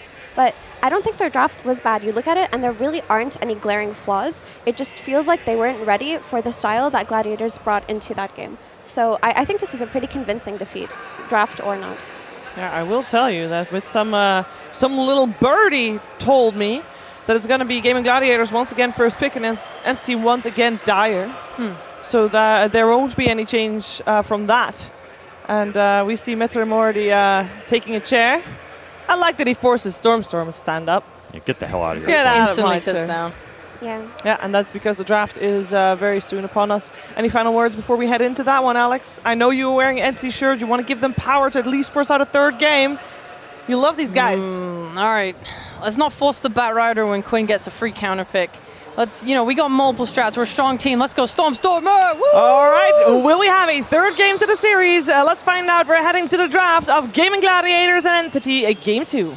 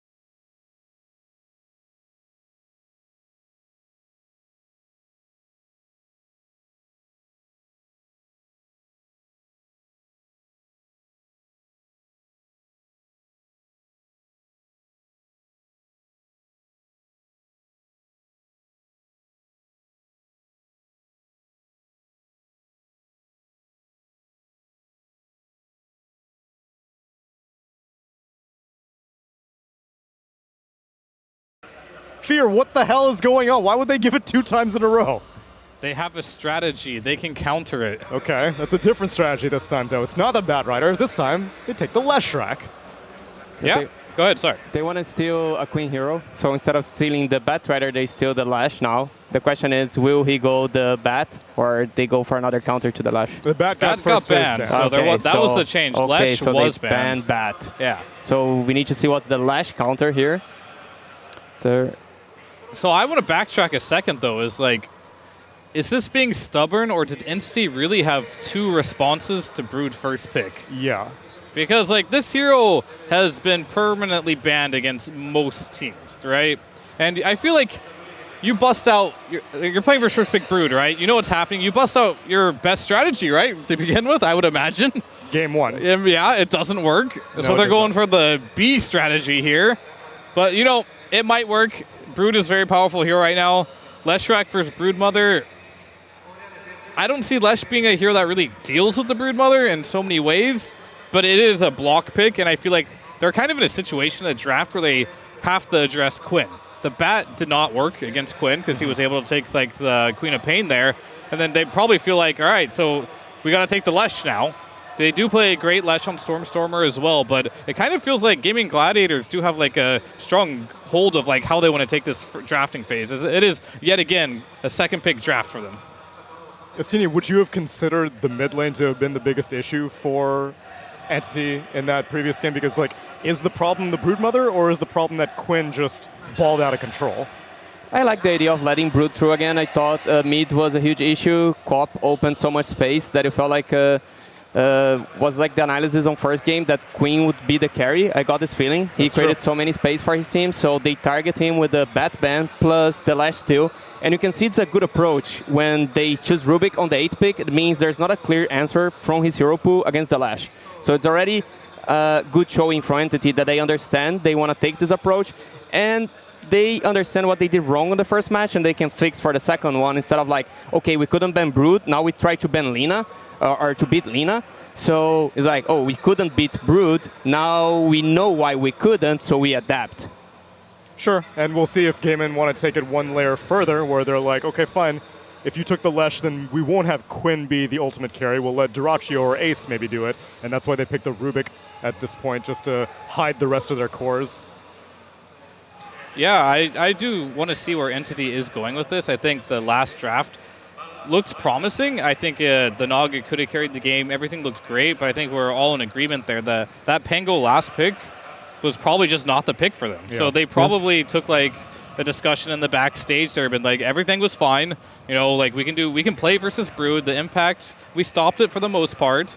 But like maybe we could just do a better last pick. You know, at some point this Pango was supposed to make space. It couldn't really do it in the game. And as the game progressively got longer, you know, the Leash talent came online for the NP, and it really just felt like Toby did not have a game, which is very uncharacteristic for him as a last pick player generally. I feel like not only Toby, but the entire offlane didn't have impact. Here they had a Rubik instead of the Tiny, and the Rubik had no good steals.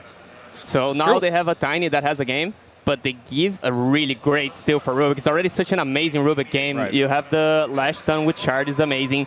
The cast point on all 3 on spells is huge, so it can steal all the spells. Tiny Avalanche is just broken with Rubik. This Rubik's going to have such a blast playing this game. Definitely will. Yeah, I'm glad that they decided to first phase it because Gamin have found a great deal of success on it. And now you want some anti-healing hero on GG side. Maybe a case for the AA once in a while, but nah, the hero is just bad. Just convince yourself out of it there. Yeah. Maybe, I want to see it, but nah, like we can't do that. Skadi buyers, Shiva buyers, Draw Ranger. I was going to say, Drow Shard purchasers. Yeah, so then like a melee plus draw. They're going to steal the Pango, but I think this will not be an offlane Pango. Yeah, it's going to be mid. The mid Pango, and I notice a lot of mid players do like this matchup, and I don't think it's necessarily for the laning stage. It's more for like the mid game, right? Lesh gets online, does a lot of magic damage. You just roll in their magic immune, can kind of deal with it at those like pivotal points of the game where Lesh normally takes it over. But I do want them to see them deal with the Bloodstone / tree and heal play as well. I think that'll be very nice for them. I think they do want to pick a Drow, but it's like how early do they want to pick it is going to be the question. And I think if they don't pick it now, there's a high likelihood it will not get through the second phase bans. Yeah, but then they're leaving third phase the bans, 5 for the last pick, like the 23. Yeah, I don't think they want it, right? Yeah, and they want an enabler for that Pangolier, but Undying's banned. Treant is already on the enemy side. Hoodwink, dual range support. Yeah, for what it's worth, Tofu and Celery have both been playing the Rubik, so it looks like Tofu is going to get his hands on the Hoodwink. And that has been, in my opinion, the most deadly lane duo with Broodmother. Broodmother Hoodwink was being first phased as a duo earlier in the group stage. Yeah, I personally, I love playing Hoodwink versus Treant because He's always hiding in the trees, right? You can't really target him. Just throw a bushwhack in the trees. You catch him. It gives vision. That's true. So in this situation, will you cut the trees in lane if you're the Brood Hoodwink? Or do you want the trees so you can bushwhack people to it? I think you destroy the first set of trees because it's just too valuable to just not have Treant there. And I don't think level on bushwhack is kind of a weak spell, right? Sure. So I think you just don't have to worry about like when they grow back around the 3-minute mark to have to cut them down again, right? And Brood and Hoodwink, they can pretty much just chase the tree through the trees as both heroes here. So looks like they have definitely a good idea of how to deal. What hero can survive here? Slark, Monkey. I mean, they pick a Naga again, but there is a Pango this time. So we did talk about Dark's banned. Yeah, we talked about the Naga last game, and Watson, I guess the casters did. He didn't die last game on that Naga. True. He had a really good Naga game, but they just lost. But he's not going to go for that. Very good Morphling game. They don't have a lot of like reliable stun for him, I would say, or at least these stuns are kind of easy to get your shift off beforehand. Or if he does go for the shard, if he's stunned, he can cast it. You can see it's pretty good versus the Brood. The only issue they're really running into right now is the same as last game. Looks like Toby will get last pick again of the game. Will he choose a hero that can check all the boxes? Because they don't have a hero that can really go into Brood's lane right now, because Morph gets kicked out eventually, right? When the spiders come online. Lesh might be able to make the rotation, but that depends on how well mid lane goes, right? Because Quinn might just follow him. But if you do have like a last pick, like I'm going to bring it up again, make the Tidehunter type of heroes. You mentioned Kunkka. However bad these heroes may be right now, they need something like that to kind of like deal with the game. Or you mentioned Lycan. That is also not a bad choice, and you can kind of like ignore the Brood and create your own pressure. Yeah, I make a case for both these heroes again. It's like the same situation. Similar drafts. Morphling is not gonna feed in the lane, but there's a time he cannot hold his tower, even with the Treant. So you need a hero that's gonna TP and defend the tower. That's why like the Kunkka Tide suggestion. Maybe not Tide against the Hoodwink. Yeah. Kunkka is super weird, but would feel a bit better. Or just go, instead of Lycan, I would make a case for Nature's Prophet, because you can find Hoodwink in the trees, you can leash the Pangolier. We've seen how strong this matchup can be. You have a melee 4 with a Tiny, so Prophet with Tiny can be a strong lane. But fool me once, will they let Gamin Gladiators get Treant in that slot yet again? Is going to be the real question. Because like I do really like the fact that like when you are in a last pick position as an offlaner, you want to be able to abuse your lane. But there's two heroes in Dota I feel like you can't abuse. One's Lina, one's Nature's Prophet. So I really think that ban was incredibly important. Yeah, because they would pick beforehand, right? Yeah, exactly.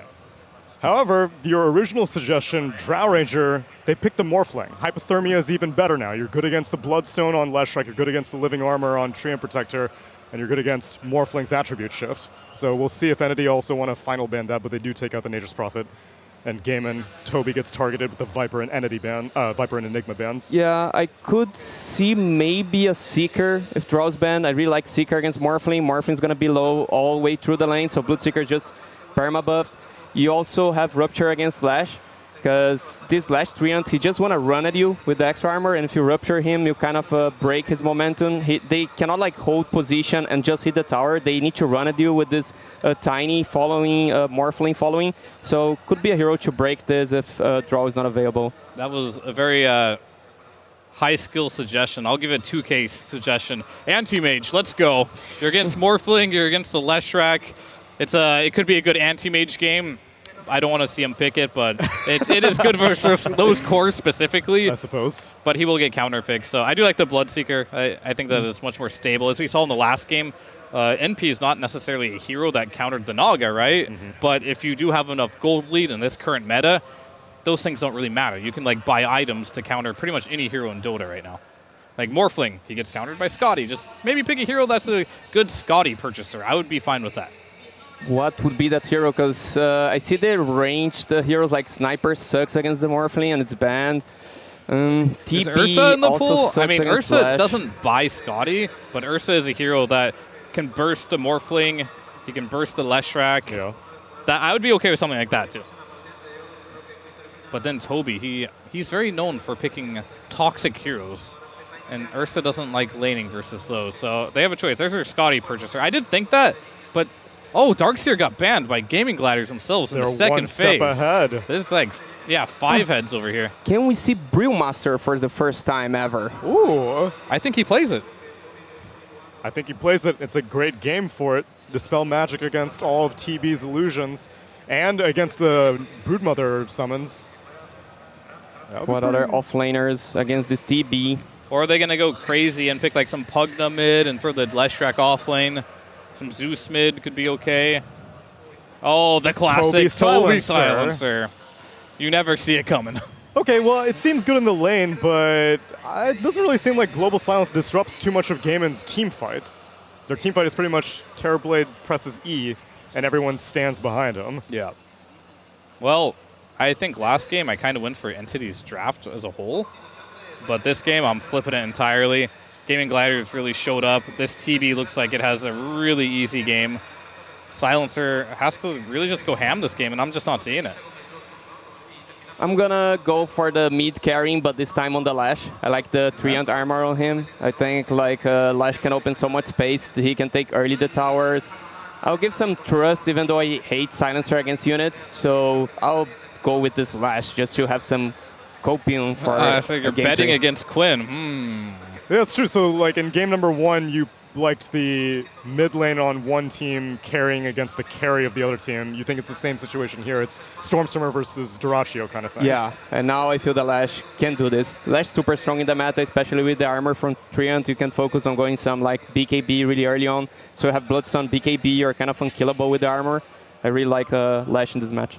Yeah, and they did fulfill the requirement of getting the Scotty builder, though. Terrorblade seems to have been a pretty strong last pick, and Toby not really able to do very much on his previous last pick. The Pangolier was not the force to be reckoned with that you'd assume would come with a final pick, but maybe this time things will turn around. It's a Western European showdown. Hopefully it goes 3 games, but if not, that means that Gamin will move forward, Entity down to the lower bracket. Let's see how it all goes down in game number 2 with Avo and Jenkins.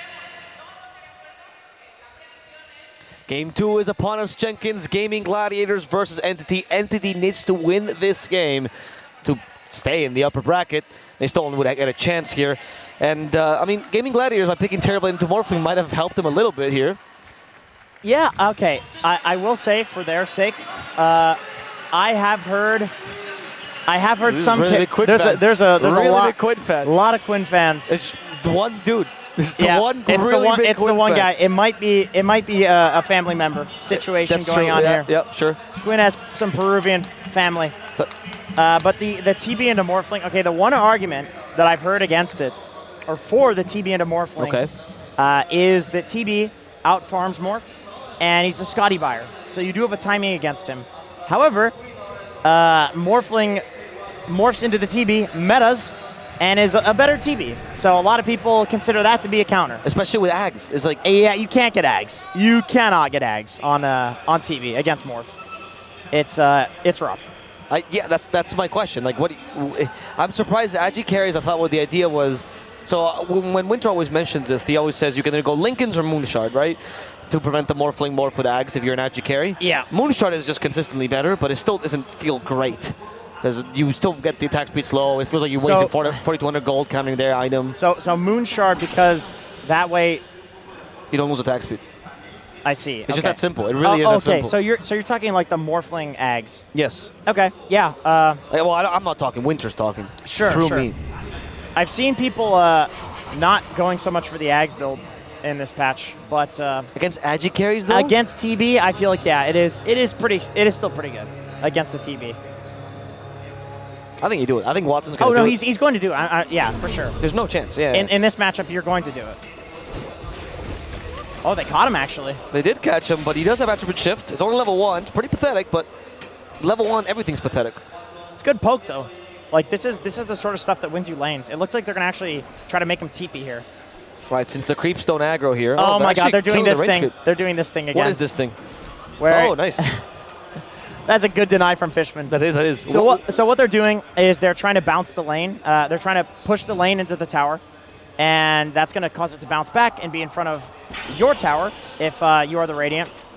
And it's a good Morphling counter because this here is really strong at level 1 in terms of denying, but not in terms of anything else.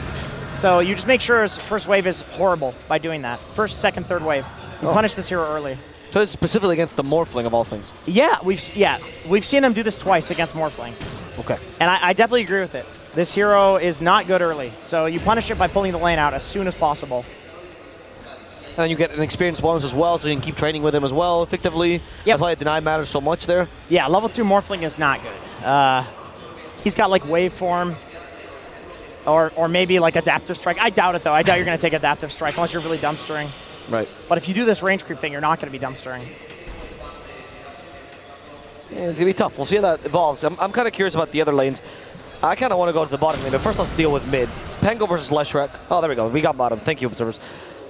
The Toby silencer. We've seen this many times. He's obsessed with the hero. He's a thing for it. Yeah, we keep casting these guys, and they keep picking the Toby silencer. It never looks that great, though. Well, we question it, and it doesn't look great, and then they win. So that's true. I mean, we're just idiots. We are the Rick and Morty of Dota. That's true. And those guys are idiots. Yeah. Other than the old one. It only takes a high IQ to understand them, though. It does. Only high IQ people That's can right. do that. And Toby's going to have that this game unless he goes down here. No, he is definitely blood. going down at this rate. Look, he took the wrong trees, but they're cutting everything around him. And Toby will be the first blood given to Duracho. So, no high IQ for him this game. No. He's never going to understand Rick and Morty like this. No, he's not going to.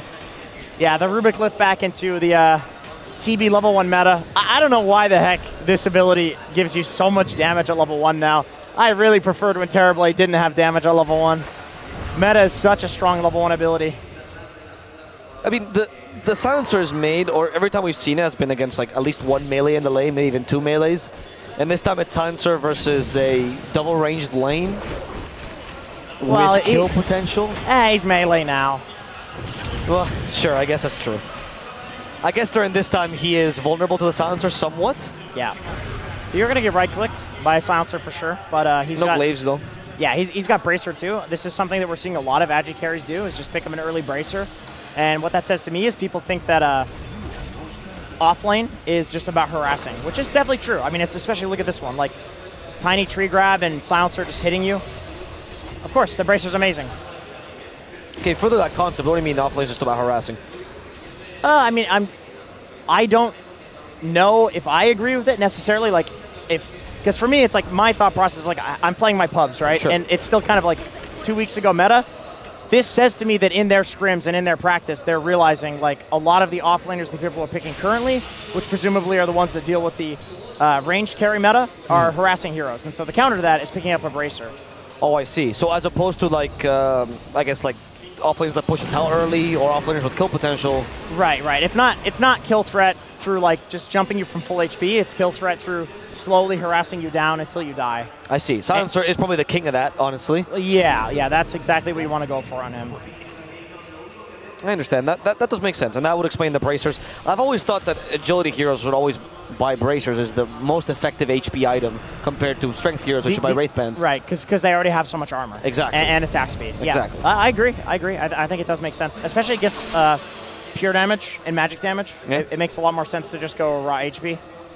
We can move to the mid lane now. We talked about the side lanes now. Pango versus Leshrac, though. How does this matchup go? Who's supposed to be favored here? Lesh? Probably Lesh a bit, because Pango has to get into melee range to press his nukes, but both of these heroes are just going to nuke out the waves. Quinn's got to be a little careful. He's got wand charges. He does have wand charges. He also has the high gun now, but look at Stormstormer asking for a high five and hoping for a kill. However, Quinn has one less bottle charge, and that's going to be enough. Stormstormer misses the split earth, and Quinn maybe going to punish. Swashbuckle hits him fully. Even gets the creep there. Stormstormer's forced to retreat a little bit. Yeah, he's a bit upset he spent the mana on that, but if he did get that kill, it could have been very disastrous for Gamin Gladiators, having a Lesh snowballing early. He just predicted the wrong path. There was like a 1 in 2 chance he gets that. It's a good play to go for. Ace again on Broodmother. Having a pretty free game. It's a good lane. Later, the combination of Broodmother, Hoodwink, and Rubik, she's able to kill the Morphling and really hunt him down, right? Oh yeah, it's tons of damage. The question is like, can they catch him out with the Rubik lift into Bushwhack? Because a lot of the time I have seen these Morphlings get off the strength morph if you don't like perfectly chain the stun. But yeah, Hoodwink against Morph is, I mean, sometimes you can catch him when he's just low HP and kill him with only the ult. I've seen a lot of Morphlings do this thing where they like always attribute shift a little bit in strength while they're going into the jungle. Yep. This might be one of those games where you have to do that so Bushwhack doesn't catch you from the trees. Yeah, it's like you toggle it on and off, so if you do get caught, it stays on. Yeah, I've seen that quite a bit. I think that's a reason a lot of people aren't going for the Ag Shard, by the way, on Morph, is because everybody has started doing that as well. You just see a good Morphling player do that, and you're like, oh, why don't I do that every game? It makes it so much easier to play this hero. Yeah, that's true. Also, Axe Shard is such a weak build-up for this hero that requires so many good items. On more? And that's Toby dead again. To a solo Terrorblade. That hurts. That hurts a lot. Offlane Silencer question mark. Offlane Silencer still a question mark here. Yeah, it is. So Duraccio having a very solid game. Pretty much getting a kill in every meta. Was in the mid lane. Quinn's also attempting a... No, he has no reinforcements. He's just harassing, actually, with that Rolling Thunder. Doesn't want to die either. Fair amount of damage, though, done. As bottom, Toby, level 4 versus a level 5 TB. Which I think about to hit is level 6 as well. Once he gets the Thunder, he never dies in this lane. Maybe he can get caught up by like a silence. They do have good stun for him. If they rotate, maybe. Yeah, if they get a rotation from Stormstormer, for sure. But Toby's he's looking for that global silence, and I mean, good lord, he's 2 levels below Duraccio. This is a disaster lane. Maybe a kill here will help. Celery is tanking quite a lot, though. Remember, he has a really high armor pool, and that last word plus Arcane Curse won't bring him down far enough. No. That cape gives him so much armor. It really does. And he has a salve, too, so he's going to salve up, even dropping his branches for some efficiency there. And Quinn is just sitting mid and farming. This is... not looking good. If you're Entity. Yeah, if you're Entity, for sure. But Stormstormer, you know, I mean, also... Leshrac is the type of hero. He's perfectly okay farming his Bloodstone as well, I feel like, so... Down bottom, Karaomi as a target once again. Do they have any stuns? They don't. The Illusion will chase, but I like a little bit of damage at the end. The Fate Bolt, Telekinesis something. Duraccio didn't have meta for this. Kataomi, however, has not found a purpose in this lane yet. He couldn't even cut lanes as they deal way too much damage. Now he's rotating mid. Rolling Thunder also used by Quinn. And there's a rotation coming in from Celery. Is this going to be enough to kill off Stormstormer? First the Fate Bolt, another Rolling Thunder stun, the Bushwhack hit, and they stop Telekinesis. They don't even need it. Swashbuckle, and Stormstormer falls. That was kind of nice from Quinn. I think, like, I'm not even sure if he intended to get the kill there. It's more like he just presses the ult on the enemy mid because it's 8 minutes, right? The rune is about to spawn. Oh, true. So he's kind of just ulting on, like, every rune spawn to secure it, which is... that's pretty cool. I mean, if you're going to sit mid on Pango and not use your ult in the side lanes, you should use your ult for something. And if you're securing the runes, then probably Lesh is not going to go to a side lane either. Down bottom, and the Rubik is alone this time, and no amount of armor should save him from this. They throw a tree to his face, and they get the kill, giving Silencer no intelligence because he hasn't skilled Glaives of Wisdom yet. Great kill from Entity, recognizing that Gamin is in the state where Duraccio just wants to go jungle. This hero, Terrorblade, farms very quickly in the jungle. Doesn't really want to sit in lane where he's vulnerable, so they're trying to send their support down there to get that farm. So yeah, good to punish that. You don't want to give a support a free lane. Not in this patch. Go. Toby is full recovery mode right now, which feels really bad on the Silencer. And Duraccio is actually going to try another solo kill. Look at him. He just activates meta, walks towards Toby, and Toby... He's been forced to go in the wrong direction. Duraccio, he does have vision of him now. He does have TP, but Quinn is there. Quinn is there, but he doesn't actually get to him in time. And he even acknowledges this by turning in time. Going for Kataomi, trying to take advantage of his Rolling Thunder. It might just work. We still have a shield crash. No, the slow finally ended. Kataomi free to go into the trees, free to toss back Quinn. And Duraccio realizes, I'm a carry. I don't need to do this stuff. So Gamin, they did not have vision of Stormstormer there. They just assumed that because they had taken so long for that rotation that he was probably going to get there, and Ace did get killed on Train Protector, though, top lane. Once again, you just have these position 5s who are trying to take the lane. They end up going down, which is natural.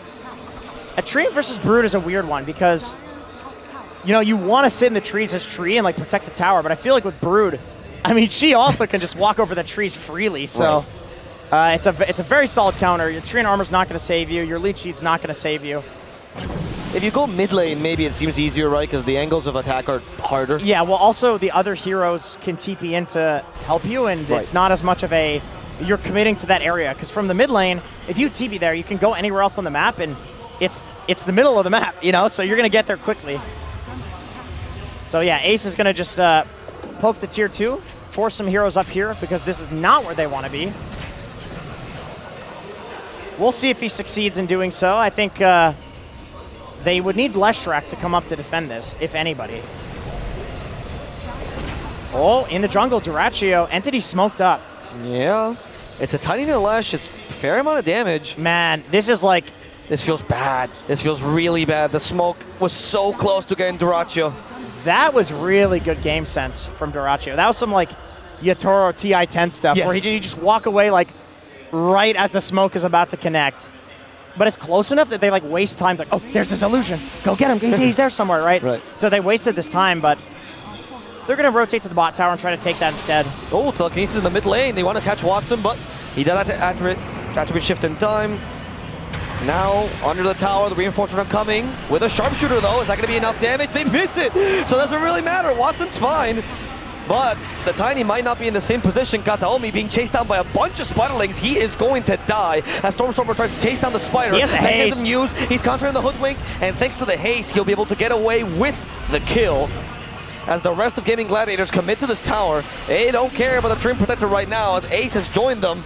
There's too many Spiderlings, too many heroes, and Entity will just be forced to let this go. That's a full 5v5 mid, by the way. Literally everybody showed up to that. We exist in this like weird meta where because there's a tree, like whoever's against the tree has to bring more heroes to deal with the fact that there's the tree armor. And so the tree wants to defend the tower and their team brings more heroes. Right. And it's just a domino effect. You have all 5 heroes mid. It's some Herald pub action. But in, Tier 1 major level Dota. But it's in Gamin Gladiators' favor because that's what they're looking for right now. They have the more net worth anyway. They have a superior team fight. Yeah, for sure. They're the ones that want to fight right now. So if they're bringing the entirety of Entity there, then it's like, okay, well, that's a fight. That's good for us. But, Jenkins, we just now got global silence on the silencer. We actually can use it. He's found to use this game, at least an R presser. And speaking of pressing buttons, he does not even have Glaives of Wisdom. I think he's given up on scaling. Yeah, he has.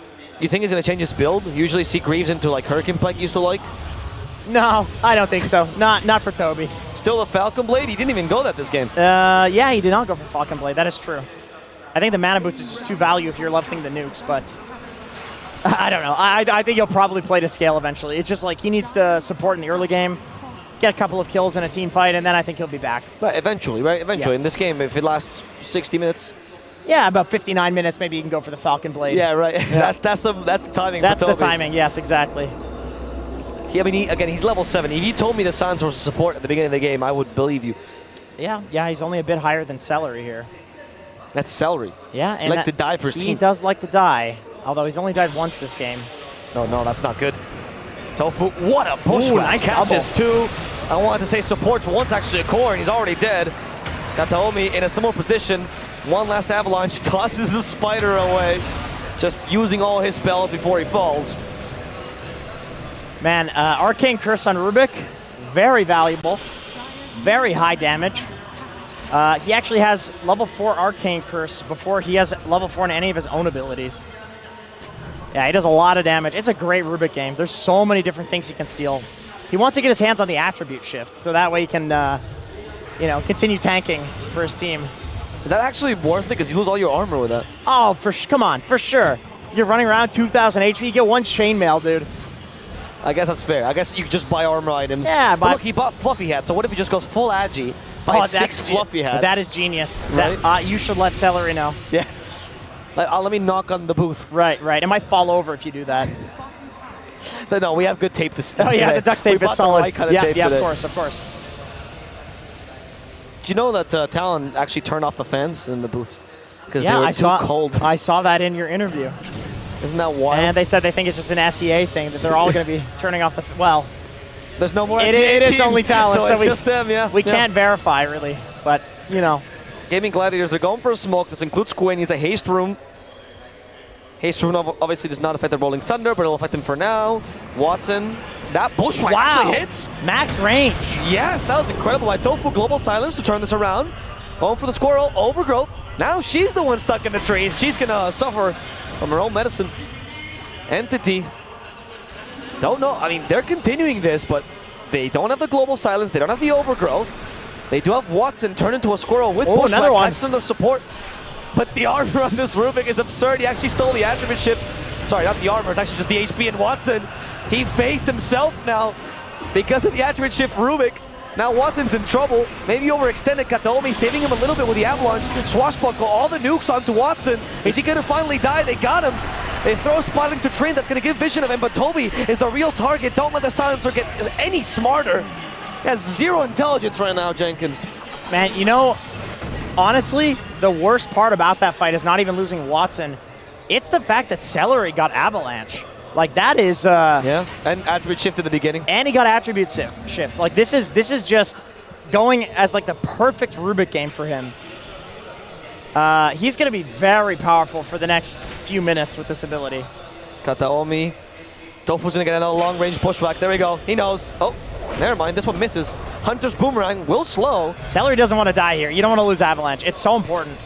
It really is kind of a broken spell. I've seen so many Rubiks, like good Rubiks, just spam ping their abilities. Like, guys, I have this. Like, let's go fight because we have this ability now. I think it's what differentiates a lot of the good Rubiks from, like, the okay Rubiks, is understanding that it's a timing to steal abilities. Sure. And here we see the power avalanche into the telekinesis. Unfortunately, needs something more beyond just Rubik to kill the Morphling. Yeah. The thing is, the higher level of your spell steal, the better this gets, because you get the stolen debuff amplification. So it is only level 1. It's not as devastating as when this hero has max level arcane supremacy, so you've got the cast range. Right. And then the debuff amp. Okay, this could work. Avalanche, Splitter. They combine it nicely. They need a root of some kind. Toss will do the trick for now, but Ace. There we go. Finally, the overgrowth forced out. Entity gets the kill at the expense of a valuable resource, though. But a very necessary kill. Good patience from Fishman, waiting for the Guardian Greaves to come out. Because obviously he could just very easily dispel the overgrowth and run up to the high ground, and the Guardian Greaves aura is going to protect him. So yeah, good patience from him. Yeah. Does he have Shard yet? No. Okay. So he didn't have the initial root either. Yeah. This is Fishman here. This is not a Katomi tree. He does not have the Shard yet. He is he's sending a fluffy hat out, I believe. Oh no, just 2 Sentry Wards. Yep. Well, true support life. And I feel like every time we have the camera on Duraccio, he's just been farming an Ancient stack here. Does this man do anything else? No, I mean, he likes TV, so does that answer your question? These guys are the ones that they shove out lanes to illusions, which is just farming, but they call it different things. And they come up with different terminology to make it seem like they're more impactful than they are. Yeah, that is Ghost pushing. Right, that is really important, yeah. Poltergeist shoving. Poltergeist shoving, I've heard that one too. Yeah. All terms made by Awi 2000. Right. So they're gonna go for the Roche here. Stormstormer has a Bloodstone. They can maybe make their way over and fight, but it looks like they're either not aware or not interested. Well, they don't have overgrowth for another 15 seconds. They do seem aware considering their position in the map. Okay, now they ping it. Yeah, they ping it. They know. But Stormstormer is doing the speedrun strat, trying to take a tier 1 instead from the trees, as the Roche will fall. Not a great trade, I will say, but... Especially because the operative word here is trying.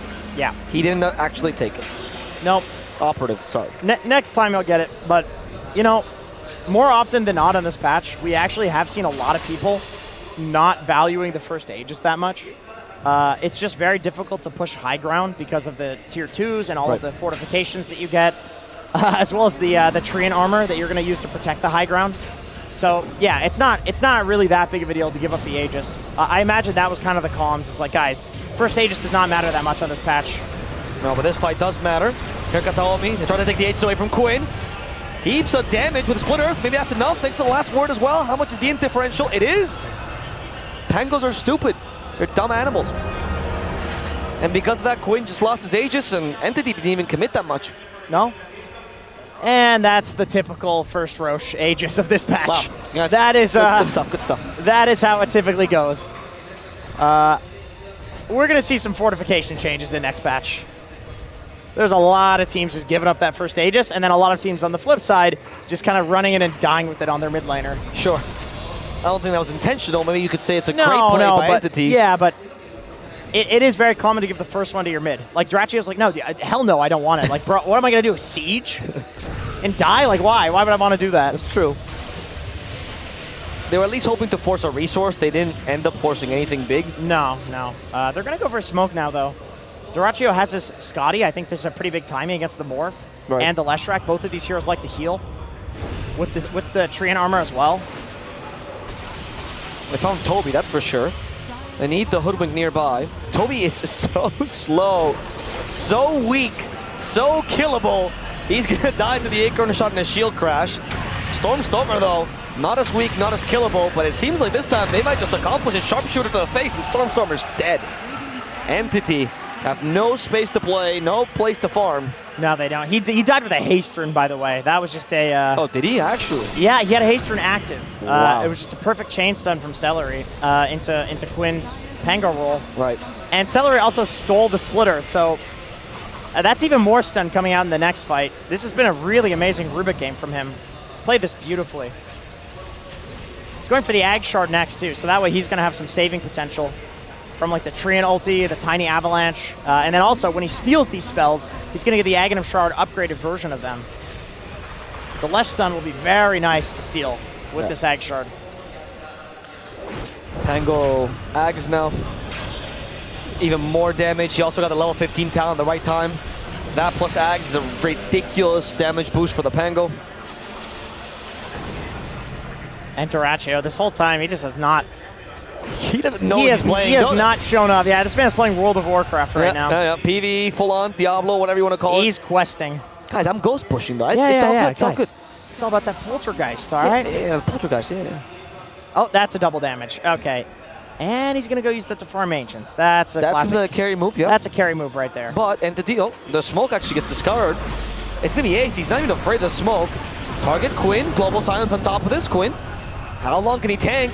Apparently damage pretty high. Quinn is going to die here. At the same time, though, Toby will fall to the Sharpshooter. Stormer is tanking everything else, and his Bloodstone's not healing enough because of the Scotty. So even in a good fight, Duracho manages to turn this around. Gamin Gladiators showing who the real carry is here. Fishman, oh my god, 3-4 hits, and he's down. And now Watson stuck to the tree. The Scotty doesn't let him enter it shift enough. He's dead. All of Entity, they're being squashed like bugs. Another great play from Celery in that fight. He had a big double stun with the Lesh stun. This offlane silencer from Toby, it is getting exposed this game. It is. By the Rubik and the TB. Look at Duracho. He actually has this chewing gum. He doesn't have to do anything in this game. I think this is what Bing chilling means. Yeah, I think they are definitely Bing chilling in this game. Look at Toby. Look at poor Toby. He shows himself and he dies. Yeah. Tofu's also been a bit of an unsung hero this game. I feel like he's hitting a lot of max range bushwhacks. It's kind of insane. It's insane. Like, so much so that Watson is not getting the attribute shift off because he's like, it's not going to hit me. Why would I shift? Right. And then it hits him. In the last fight, was he not shifting?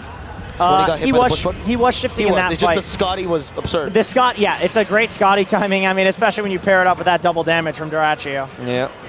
What chances do Entity have of getting back into this game after this absolute stomp? Oh, man. Oh, it's so hard to come up with something. Like like a Lesh stun with the Ag Shard into Treant ult, into the Lesh stun again. Like something like that on important heroes. I think you can kill the supports. And that's a good catch to start. Yeah, it could be. Never mind. No, not a good catch. In fact, I think they might have killed... they killed Fishman by mistake. Right. That wasn't even meant for him. It just happened. He caught some strays there. That is right. Yeah.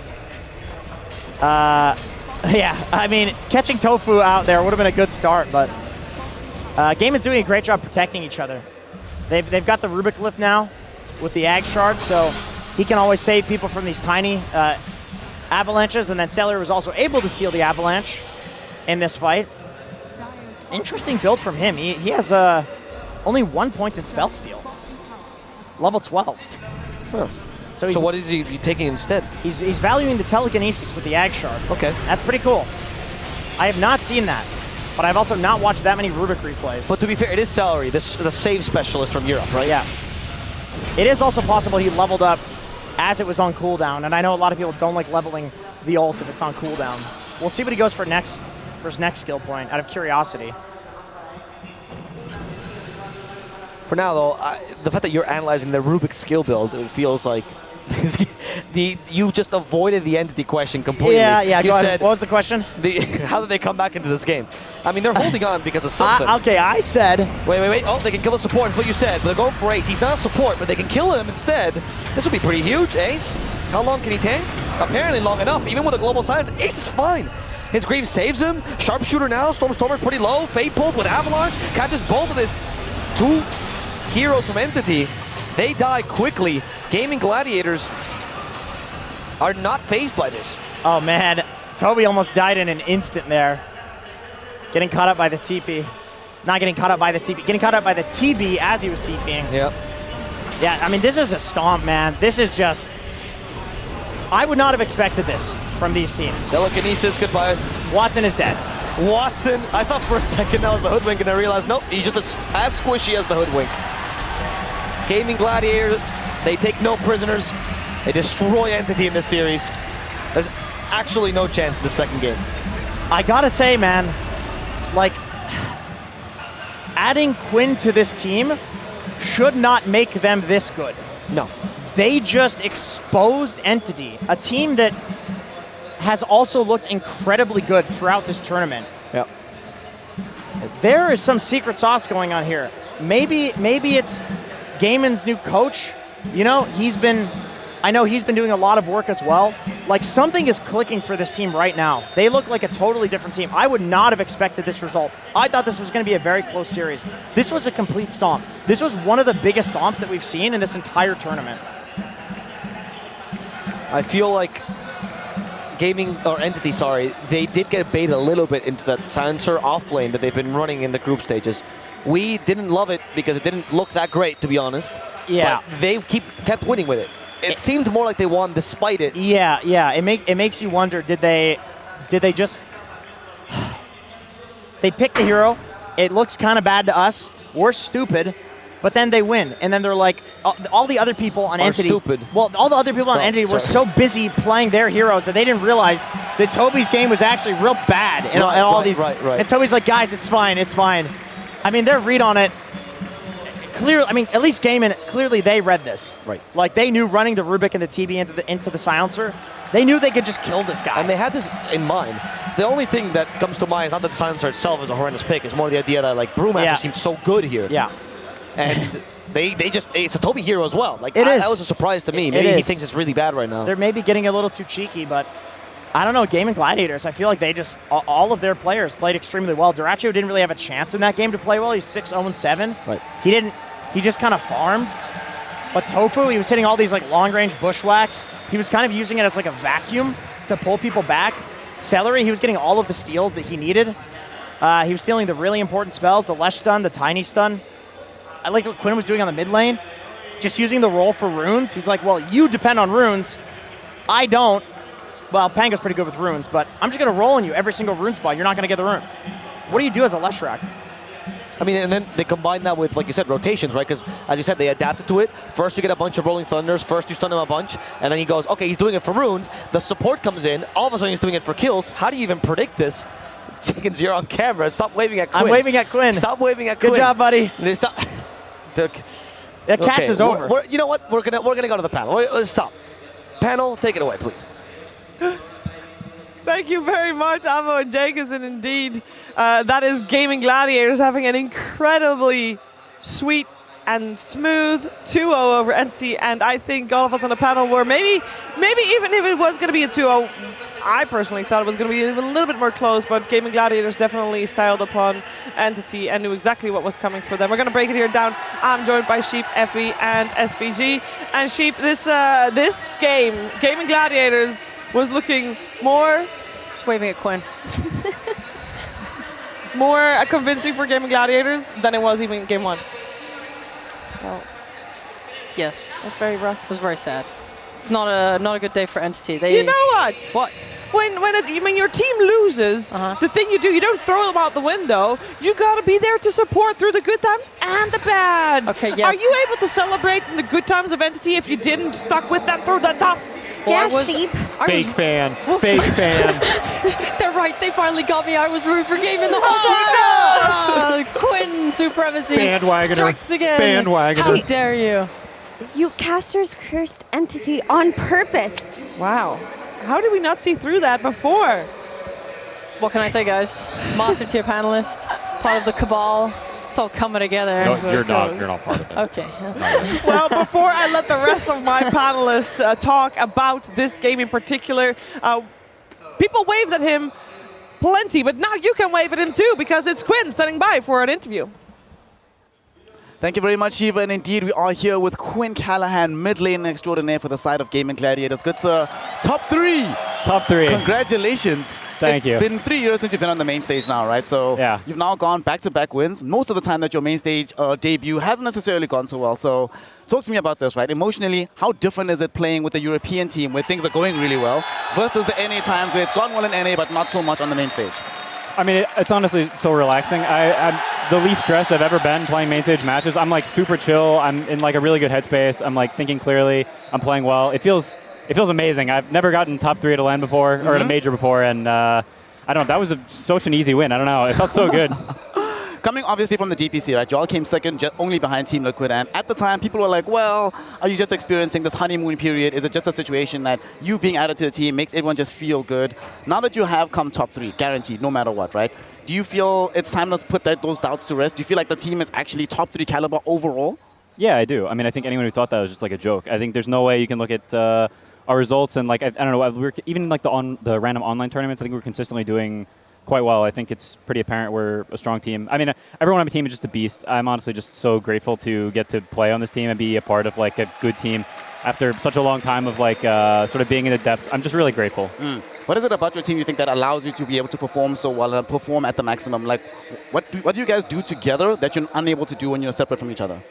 I mean, I think everyone just takes a lot of responsibility for their own gameplay. Like, everyone is super like on about their heroes and what's good for them and like what they can do in the game, what items they're buying. Like everyone takes a lot of responsibility and they own up to their gameplay. So everyone just can worry about themselves. And whenever everyone's able to worry about themselves, and sometimes you do extra stuff whenever you feel able, like it's just really, you just sort of do your part, and it's a really comfortable environment. Talk to us about like going forward into the tournament, right? Because now your next opponent, obviously, you're the first team in the upper bracket final, guaranteed top 3.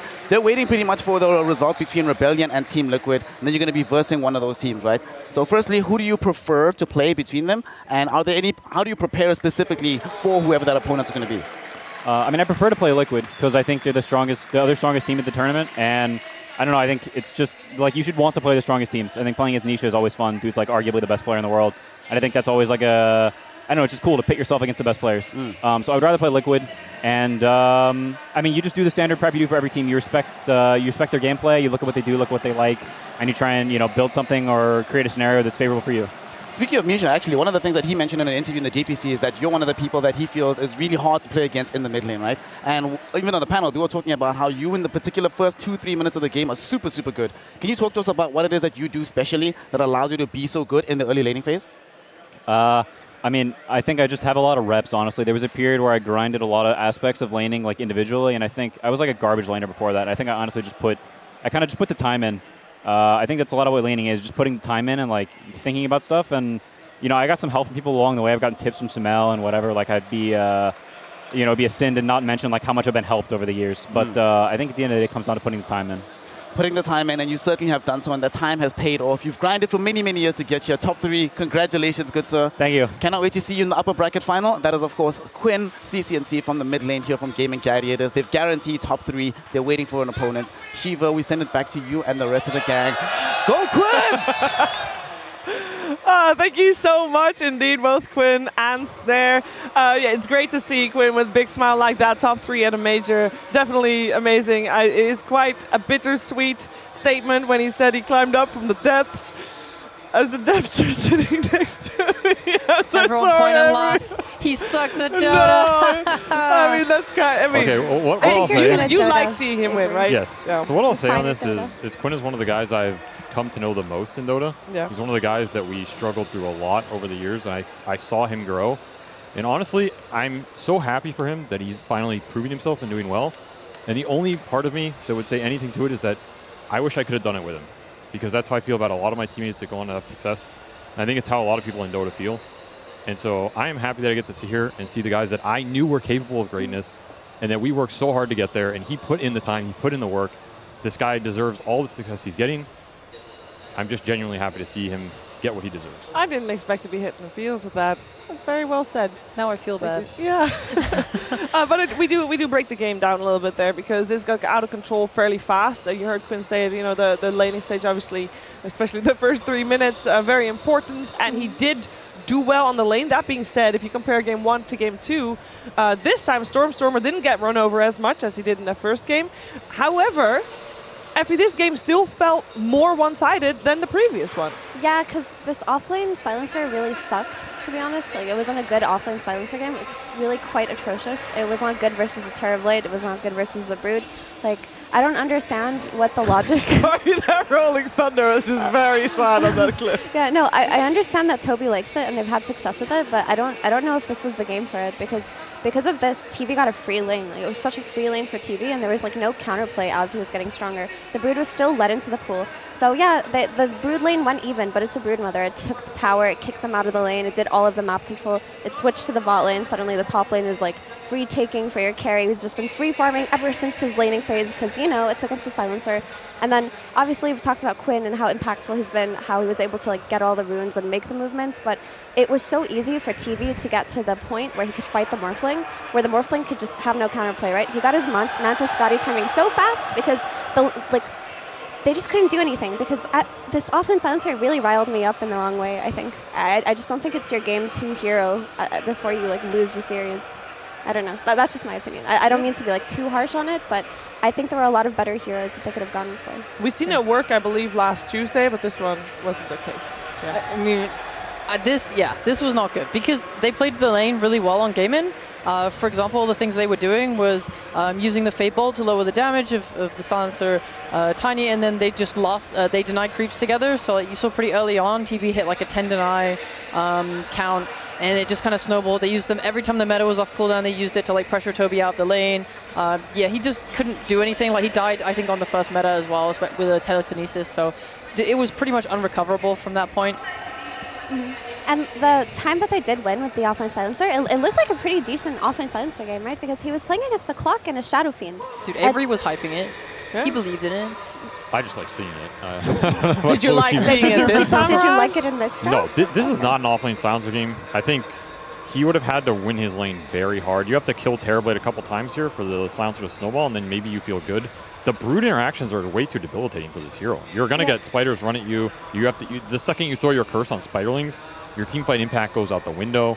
You have to rush these aura items, but you're getting them slower than the enemy is, almost guaranteed, because your farm rate's not as good as their offlaner. That's why Brood's so valuable in this meta. You're getting to those aura timings first, which means you can force the objective sooner before the enemy is ready to respond. If you ever die on offlane silencer, your game is completely screwed. I feel like it's good to be an offlane silencer, like if you see this safe lane and you can play into it, because it does pressure heroes and it does scale well and it can build Greaves, right? Because it has a very flexible item build and it has like a global presence with its ultimate ability. But in this game, so TB and Rubik, I can't imagine a scenario in which a silencer could win a game versus these heroes. Like all it takes is one telekinesis and then TB just presses reflection and then just hits you with metamorphosis. Actually, I can't really fight back into it. I think silencer has decent scale versus Terrorblade in a weird way. Actually, I'm not worried about that matchup in the very late when silencer has a bunch of items. I think the global can mess with Sunder a lot in the fights. I think once you get enough int stolen or just enough stats, the Glaives actually destroy Terrorblade in the late game. You can sit there and man fight him and you chunk him for like 200 or 300 pure damage a hit, and it's crazy. That aspect of the game I think is actually okay for silencer, but getting there versus the Terrorblade, if you mess up and you fall behind, he just takes over the map. You have to deal with illusions. You're kind of bad at that. Then it turns into this weird map control game state that is not favorable for silencer at all because he's a very slow and clunky hero. Yeah. Was it literally just a silencer though? Because we talk about that hero a lot, and obviously it didn't work out, but surely it wasn't just the one hero. Was it? Because then you would think it's close, but it wasn't. Well, the whole silencer thing is a whole one thing, but this game was very much the mid lane show. It was so much heavy emphasis put on it. Every single support in the game was mid for the 6-minute runes, doing little skirmishes there. At the Gamin Gladiators, they had 2 wards put on mid to one on the top, one on the bot, so they could see everything that was going on. I think Stormer made a pretty bad mistake around 8 minutes where he wasn't, he just wasn't ready. After the 6-minute rune, you think everyone's coming back for the 8-minute rune, and they did. The 2 supports collapsed on mid very quickly and killed him as the 8-minute rune hit, and he died to it. He died to a roll, and I don't think that should have happened. where's the help for him, though? That's true. Where is the help? That's what we're saying. I think these entity supports are too static on the side lanes to play in a matchup where Quinn is likely going to have a small advantage off mid, and he loves to snowball those advantages. If Quinn's like 100 net worth on the enemy, he's going to tell his whole team to come mid with him because he's going to end the game. And I mean, that's just the nature of these two teams going up against each other. Like, you were talking about this, Avery, in the starting panel, about how the mid lane's going to dictate so much, because we've mentioned time and time again that Stormstormer is the player that actually moves the game for his team. He's the one who's creating 100%. the rotations, creating the ability to like play into the mid game. But when his supports can't do that for him, and he's getting heavily focused, and he's not getting any runes, there's actually just no counterplay. You hope that there's some kind of fuck up. You hope that maybe there. Oops. You hope that She said a bad word, guys. Uh-oh. Guys, she said a bad word. We can't have that. That's literally no. You're done. We're done. Yeah. So done. Entity is not out yet. They just got dropped to the lower bracket. Gamin Gladiators guaranteed top 3. Moving to the upper bracket finals, they need an opponent, and for that we have another matchup coming our way. It is, of course, the other semi-finals in that upper bracket. Shopify Rebellion taking on Team Liquid. Blockbuster again. We get 2 in a row. That is quite the treat indeed. And Entity again, they are waiting for their opponent. We first need to see Talon versus Spirit, and the winner of that will face Entity later on. But this series is complete. One series left to be played today. We're going to take a quick break, but when we're back, Shopify Rebellion taking on Team Liquid, so stay seated.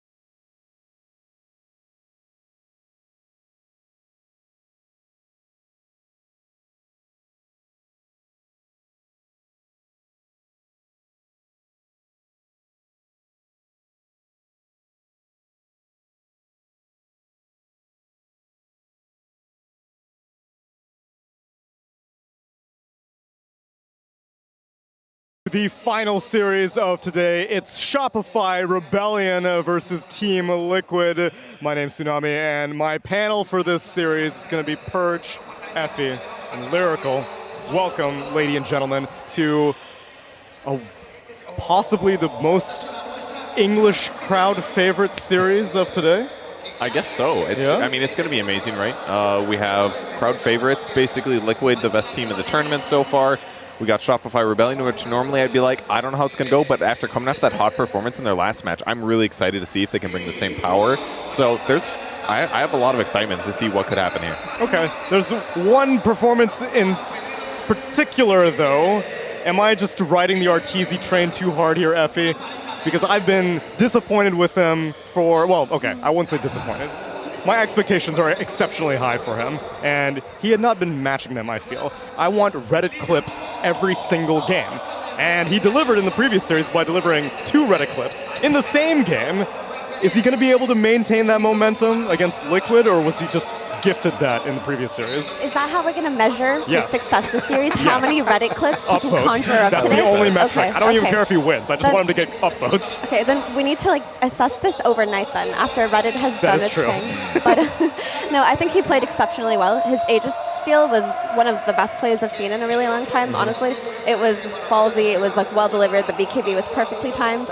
For those of you who don't know what I'm talking about, he just kind of 1v4 blinked into an Aegis versus Spirit, stole it with Shadow Fiend and got out. So that was one of the coolest things I've seen in a while. But yeah, I think he's been delivering. I think his hero pool has been very versatile. I think they've been placing a lot of emphasis on him in Shopify's drafting, where they kind of go for his hero in the overall last phase, and it's showing that he looks a lot more comfortable, he looks happy. I think their team chemistry is very good right now, and yeah, high expectations for them today. Yeah, I would say so as well. And I mean, I think the thing that's interesting for this team in particular is that it feels like it's the tale of 2 different Shopifys. After the group stage, there were some lingering issues. They were dropping games that felt like they shouldn't have. They got 2-0'd by Liquid, and it felt like ever since then, things have changed a lot, where that series, I think, taught them a lot about how to play, and they haven't lost, only that one game against Team Spirit since. They've been looking really, really solid. So I'm wondering if that's been enough of a power-up that now, they can face them again and come out with the W. I'm not sure, though, because Liquid's, monsters. Yes, Liquid is still the gold standard. I guess they weren't fully tested in their series against Talon, aside from how late they can stay up and play Dota, which is, I suppose, one type of test. But other than that, Talon kind of played what they've been doing throughout the entire group stage. They've been running Naga Siren left and right.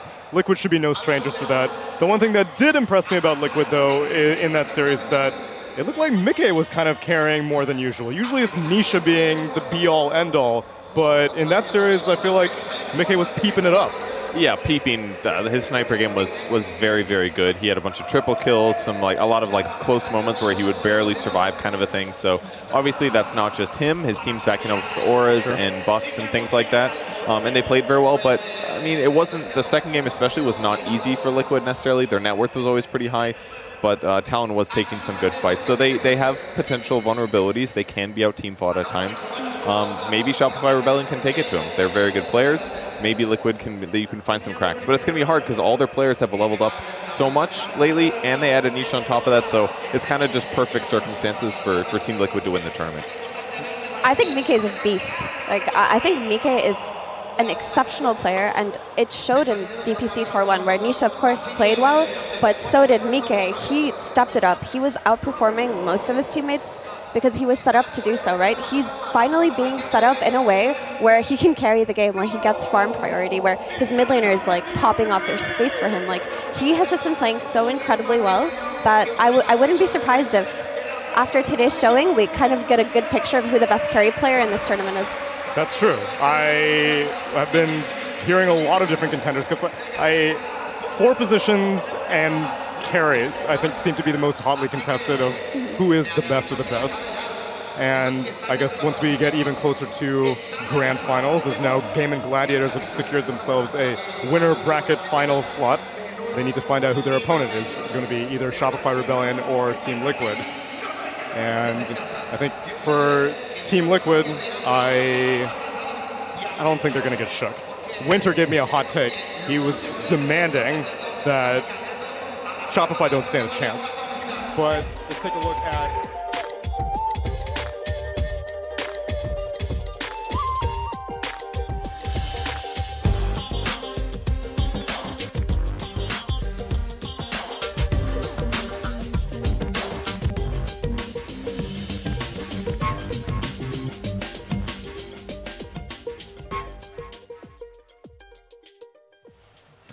Foundation and going on Shopify Rebellion, I thought that he would be more solid.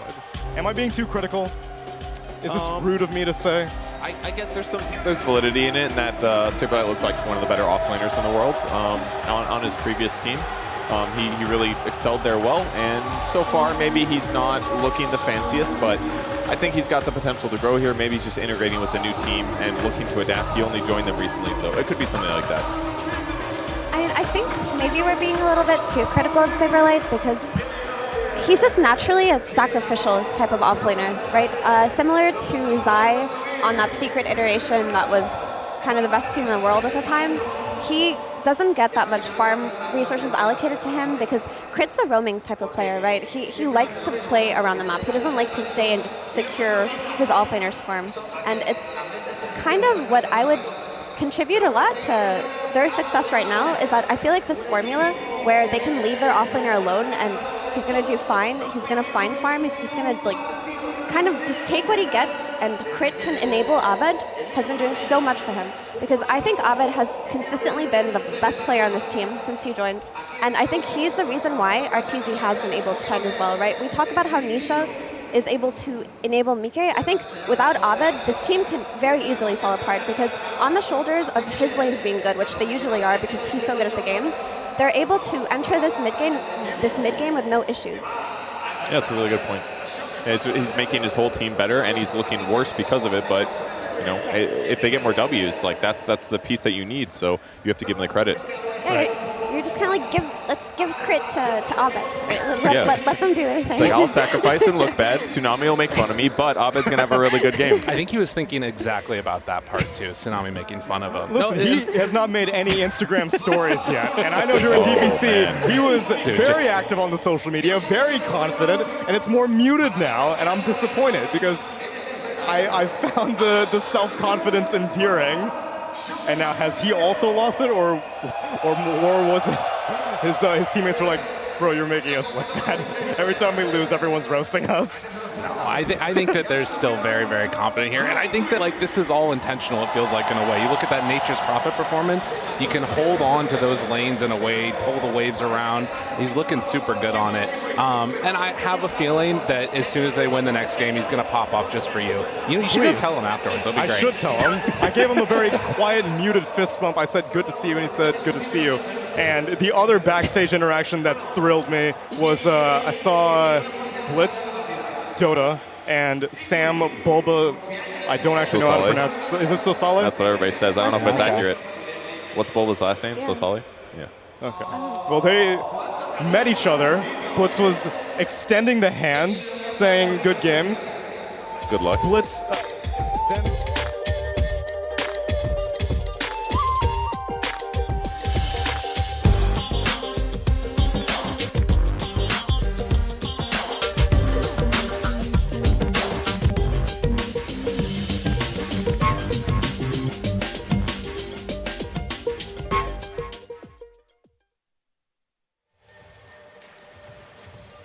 Team Liquid walking into the arena. How adoring are the fans? How many handshakes will be exchanged? Look at all those phones. That is a lot of phones. It's a lot of phones. God.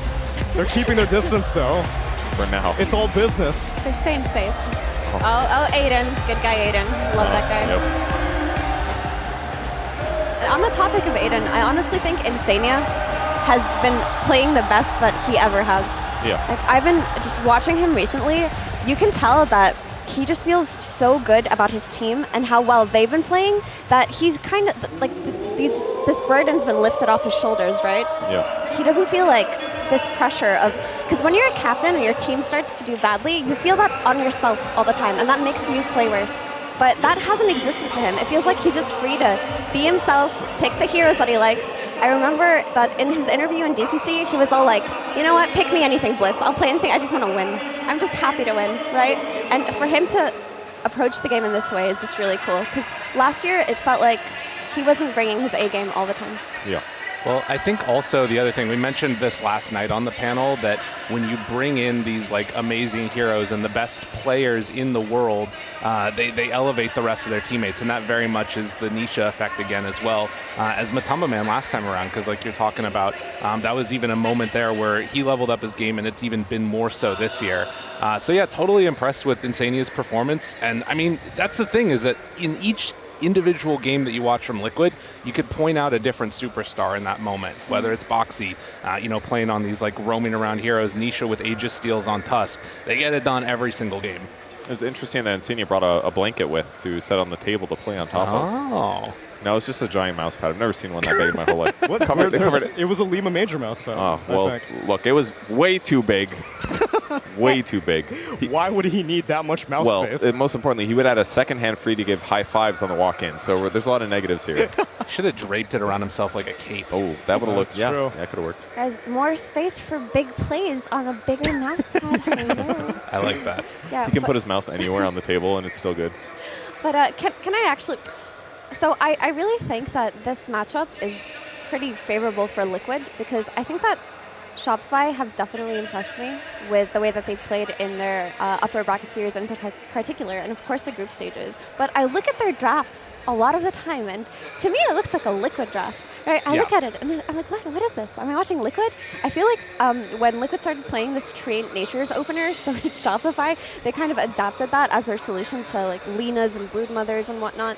So I think that Liquid will have a very good idea of how to play against the heroes that they've been running. Like these two teams share a hero pool. It feels like they share that like first order opener hero pool in particular, and I think like you talked about Lina, NP, Tree, that's like sort of one area of the meta where things could go to. Brood's sort of another tangent or enigma.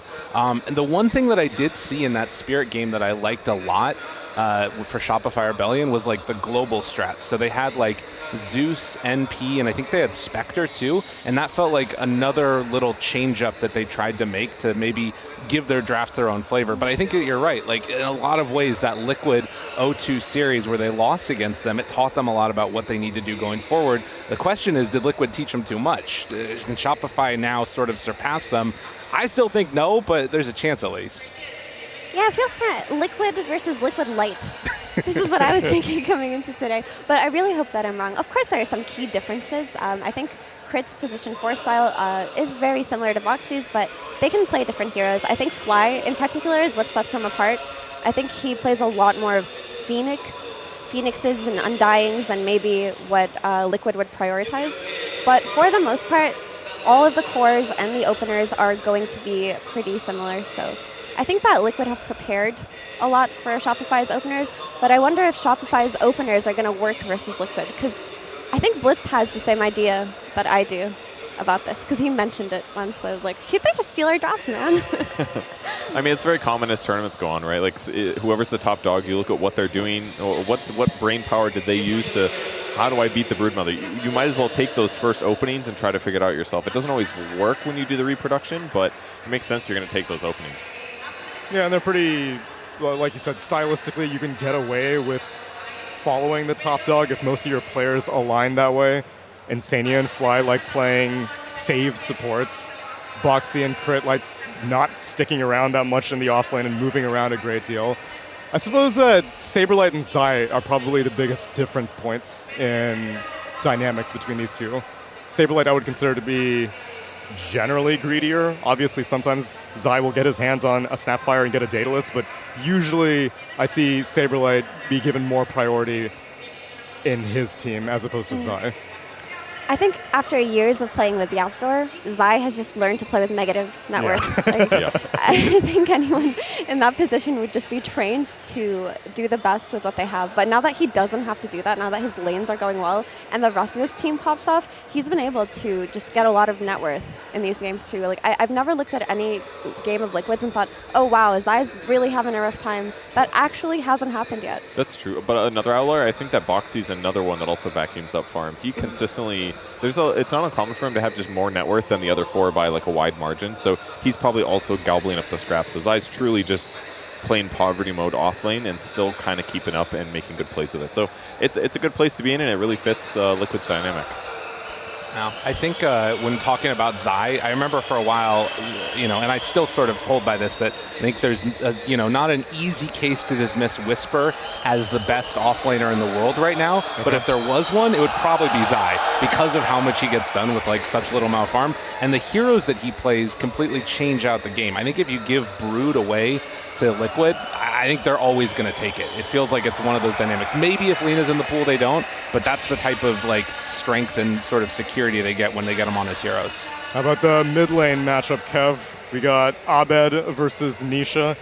Nisha's taking people to school left and right, but Abed has had quite a few standout performances so far. Yeah, he's definitely done really good, and there was definitely a time in his Dota 2 career where Abed was like definitely top 3 in the world definition, but I feel like he's dropped a slot or two. He's still really, really good, but he just doesn't play as flashy god tier as he used to. But within like lane mechanics and CS, and Abed is so consistent. Nisha also brings that, so they're going to do probably equal. But I think if you're comparing the two, Nisha's rated higher by almost all players. And the last one, my boy Arteezy going up against Mika. Which one you favor, Effie? Mika. Automatically. Yeah. Whoa.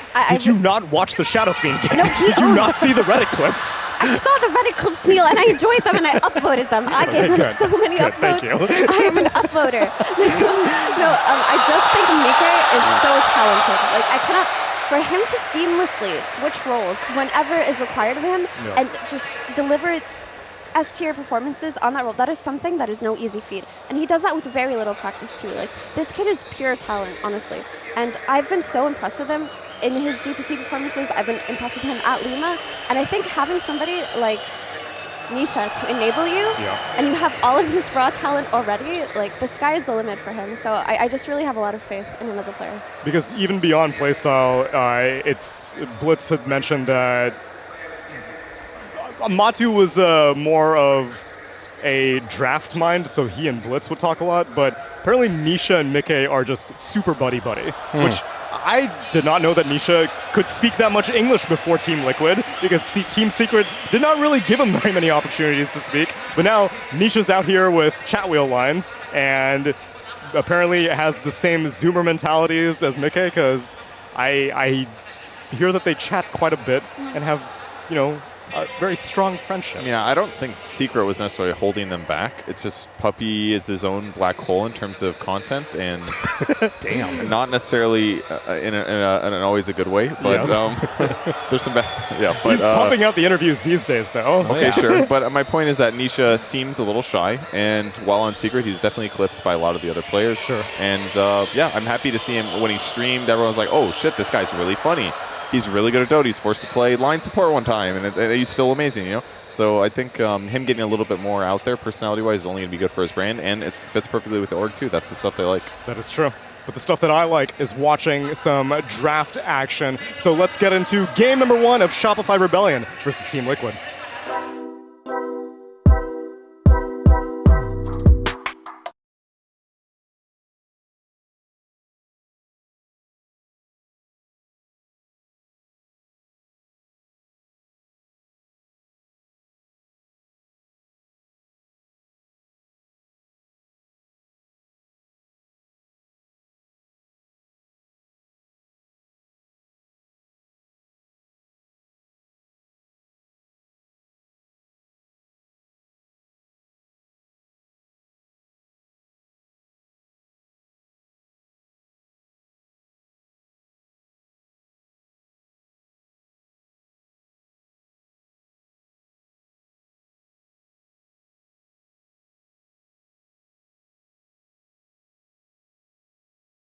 Draft panel for game number 1 between Shopify Rebellion and Team Liquid. We are going to be witnessing a top 3 matchup. Whoever wins this goes into the upper bracket final. These are two teams that have scrimmed each other a lot. They've already played each other in the group stages, so they have a very good idea of what to expect from one another. Astenia, let's start with you, because I think the heroes for this particular game that are going to be highly contested: Nature's Prophet, Tree and Protector.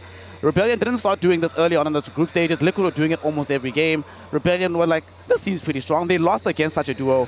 Do we expect that to be highly contested in this matchup? Who gets the Nature's Prophet? Who gets the Treant? Definitely. I would like them to let the Treant go, let it be in the game, but let Enigma open, because then they can counter the Treant with Enigma.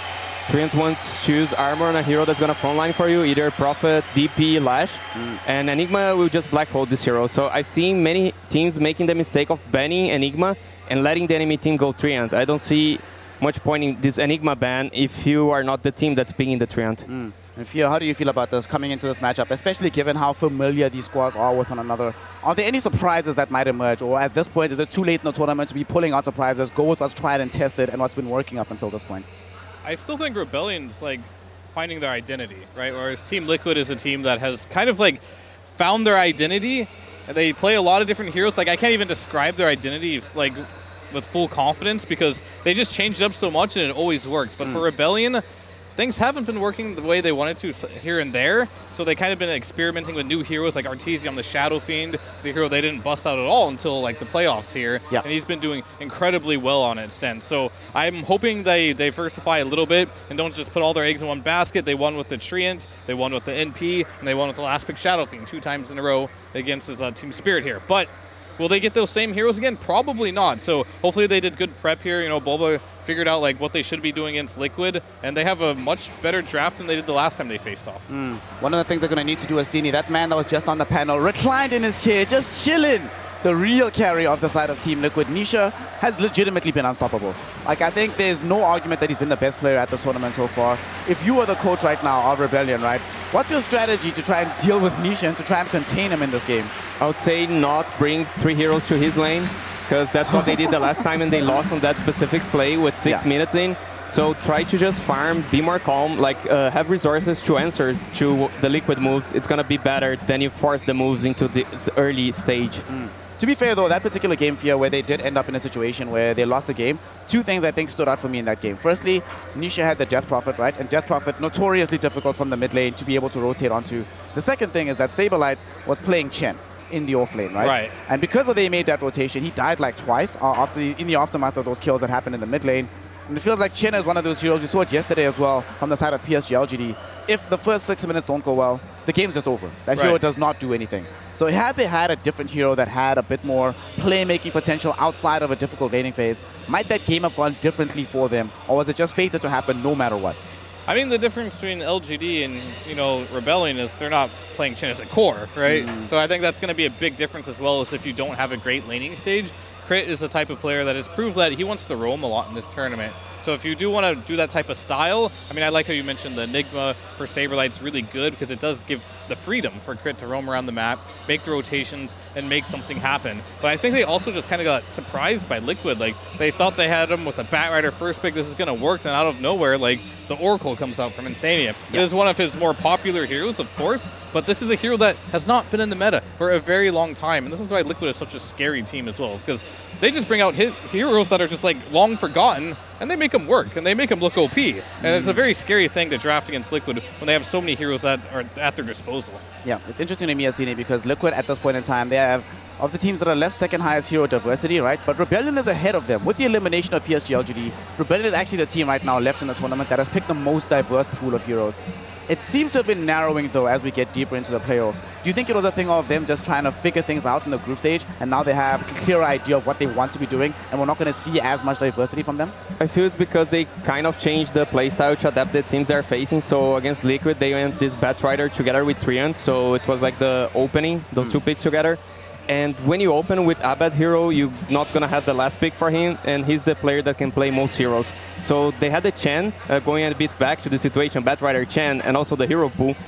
It was the only option with Zoo, because they banned Enigma, they banned Beastmaster, Lycan, Night Stalker, not Zoo, but Envisage. So they banned all Saber heroes. Maybe they want to have this Lycan a bit earlier on. They want to have this Beastmaster early on and play a bit into counters and have the last pick for Abed, and then he can play 20 different heroes. Maybe that's gonna be a better way to use the hero pool.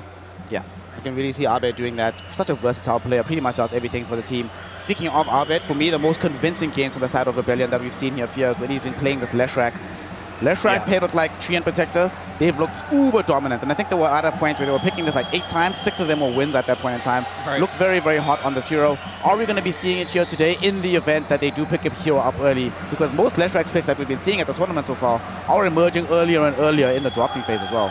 I mean, it's really going to depend on like what gets through. Because like if the NP gets through, Rebellion are going to prioritize that. But I think that is it's in their playbook for sure, and especially because Crit is the type of player right now who does prefer to play like this roaming position 4. In most of the games we did see Abed like go on a rampage of this Less track was on the back of like some Spirit Breaker from Crit. He's playing charging the mid lane. They're like sacking Saberlight on some Venomancer or some Enigma, and they're just going at mid and they're making the enemy mid laner feed. And that could be a good strategy, especially because you are playing against Nisha, someone you really want to shut down. So maybe not give as much attention to Saberlight, focus more on Abed, and more importantly, shut down Nisha. That's actually a hero that sort of fell off, right? Because they were picking it a lot in the group stages, getting the Spirit Breaker. But I know USDD, we spoke many times in the group stages about how you don't like how early sometimes Crit can rotate off of the lane, especially when Saberlight might need a little bit more help for another 30 seconds or so, or maybe that communication might not always be there. In the event they don't get Enigma, which can self-sustain, are there any other heroes that you can think of that will make you feel comfortable about if he's in the game and Crit leaves early so that we don't have Saberlight pretty much on his own on an island? Brood, but won't be in the game. Maybe some Timber hero. The thing is, I don't really like this playstyle. I hope they change a bit, because by now they should have figured out these early game kills, they don't matter that much. You see teams going high ground with 4 kills. That means like you don't need to force those plays. The risk reward level is not worth it. You make like a high risk, very low reward play that if you die, your game is kind of over, because then you lost the lane you moved to and the lane you were into. And if you get a kill, you get like less than 1 bounty worth of gold. So hopefully they kind of adapt. Crit saves a bit more in the lane. That's what I'd love to see. We're going to find out if that's what's going to be happening, because we do have the Game 1 draft underway right now. Liquid versus Shopify Rebellion, an incredibly hyped matchup. I think it's not too far outside the realm of possibility to say that the team that wins this probably in a really good position to get themselves into the grand finals. Gamin Gladiators is still a difficult opponent, but that's still down the line. As we get into it, Rebellion have themselves the first pick on the dire side here. Lina do the open. right thing. Lina's open, but Lina is a bait. In this series, both in the NAGP here, we saw that Rebellion thought Lina was a bait. They left it open almost all the time, beat it most of the time, and Liquid feel the same way. That leave it open, that hero is a bait one. The right heroes have been banned though. No Brood, no Nature's Prophet, no Death Prophet, and no Treant Protector. So obviously Rebellion will go for this Enigma. So Saberlight already in a happier place than he would be otherwise. Yeah, I mean, I think this is a hero he's really comfortable on. I think Liquid is a team that kind of playing mind games here by leaving the Lina, because they beat the Lina last time, right, in the group stage from Shopify Rebellion. But I thought maybe Shopify Rebellion would think about taking the Lina there because the NP was banned. And that was kind of like the go-to there. And Liquid, they banned the NP. Maybe this is a mind game. Be like, hey, we left Lina, but we scarred you too much. You're not going to pick it again. So they come up with a different strat. And they're like, oh, you're going to leave Lina. Okay, NP's banned. You're not getting it. Now we get the Lina. And they take it immediately. So I do think Liquid here might be playing mind games here, and I do like their opening, whereas, you know, we do see this Enigma early phase. Sometimes it looks brilliant, other times not so much. When we were off panelists, Dina, you were talking to me about how you feel Enigma is particularly bad into this Lina hero. So talk to us about why that is the case, and then talk to us about this Tusk and the Tiny. Where do you think they're going to go in the game overall? I think so. The Tusk is together with Enigma. Tiny is a flex. Of course, Tusk can also be a flex, but you need a melee 4 with Enigma, and they want to secure already Tusk because Tiny is gone. I really think like Lina is gonna outpace Enigma. He's gonna win his lane, and like if Lina is winning the lane, you're already so behind. I guess they were baited with picking the Enigma. I really hate the choice of going Enigma over Lina here. I would love to see them going Lina. Also, I talk about like a good reason to have Enigma is because he counters the Treant +1 combo, and they ban Treant. So maybe I have a different understanding than them about this Enigma hero, but personally, I just don't like it. Well, we'll still see exactly how they're going to configure this particular lane. We know that during the GPC, Abed was the one primarily playing this Tusk, and usually he was the one playing it from the first phase. They would just be like, you made the joke fear that he's being spoon-fed Tusk every single game. They're like, here you go, eat your ice, eat your veggies. In this game, it can still be flexible.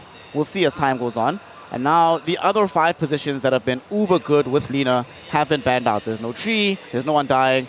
What's left now? Clockwork seems to be the other one that fares really well with this hero in the game. Yeah, I mean, Clockwork is a hero that gets picked a lot. I think the other 2 you mentioned are spot on. People love the tree with the Lina, they love the Clockwork, they love Undying. Basically something melee, but Tiny's not it's never one of those heroes, right? It's a boss fight. I do love that ban there from Liquid, banning the Shadow Fiend. I think more than anything, that's a respect ban. Because, Arteezy, he really popped off on that game versus Team Spirit, playing the Shadow Fiend, getting 2 wins. And I was kind of like sitting there, it's like, I hope they don't overrate the hero on Rebellion too much, but at the same time, Liquid don't even want to risk it. Like, there's no reason here for them to be like, oh, Shadow Fiend's just incredibly good versus these heroes, because it's not. It's just more like Arteezy is playing a really good hero that he's found his footing on. He played 15 different heroes in the group stage, right? Only playing Terrorblade twice. He comes into the playoffs, plays SF twice in a row. It's like, yeah, we need to stop this momentum right now. They ban it, so I think that's a really good choice. Yeah.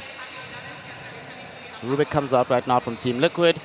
If that is the support duo already, it could be, but don't really like 5-position Rubik, so it feels to me like we're shifting closer and closer towards Nisha being the one on the Tiny. Insania does like it, though. You don't like 5 Rubik, but Insania does like it. So there is a chance. He does play Tree mainly, but that's not going to be in the game, of course. He does play the Crystal Maiden, he likes the Rubik, he likes the Snapfire, and the Mirana, which all those sound pretty good right now as well, if they do want to be positioned for Rubik there.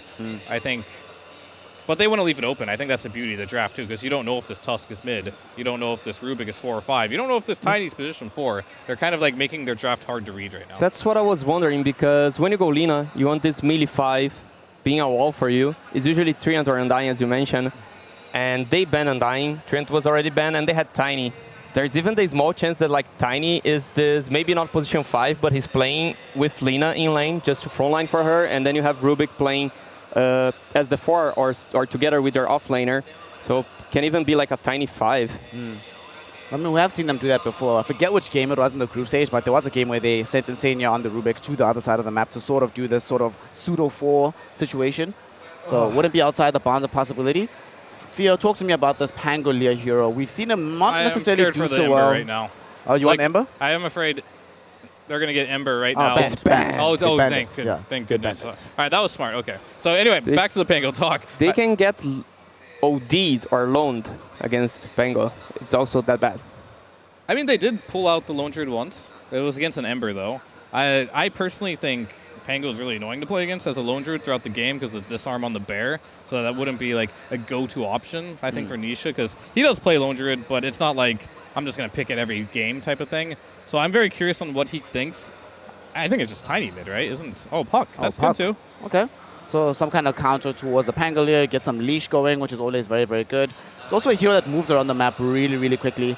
I was kind of worried, if I'm honest, boys, about the Liquid draft, because one of the things that we've often seen from them is that they can play with a ton of sustain in their lineup, and they have you have a hard time just killing these heroes.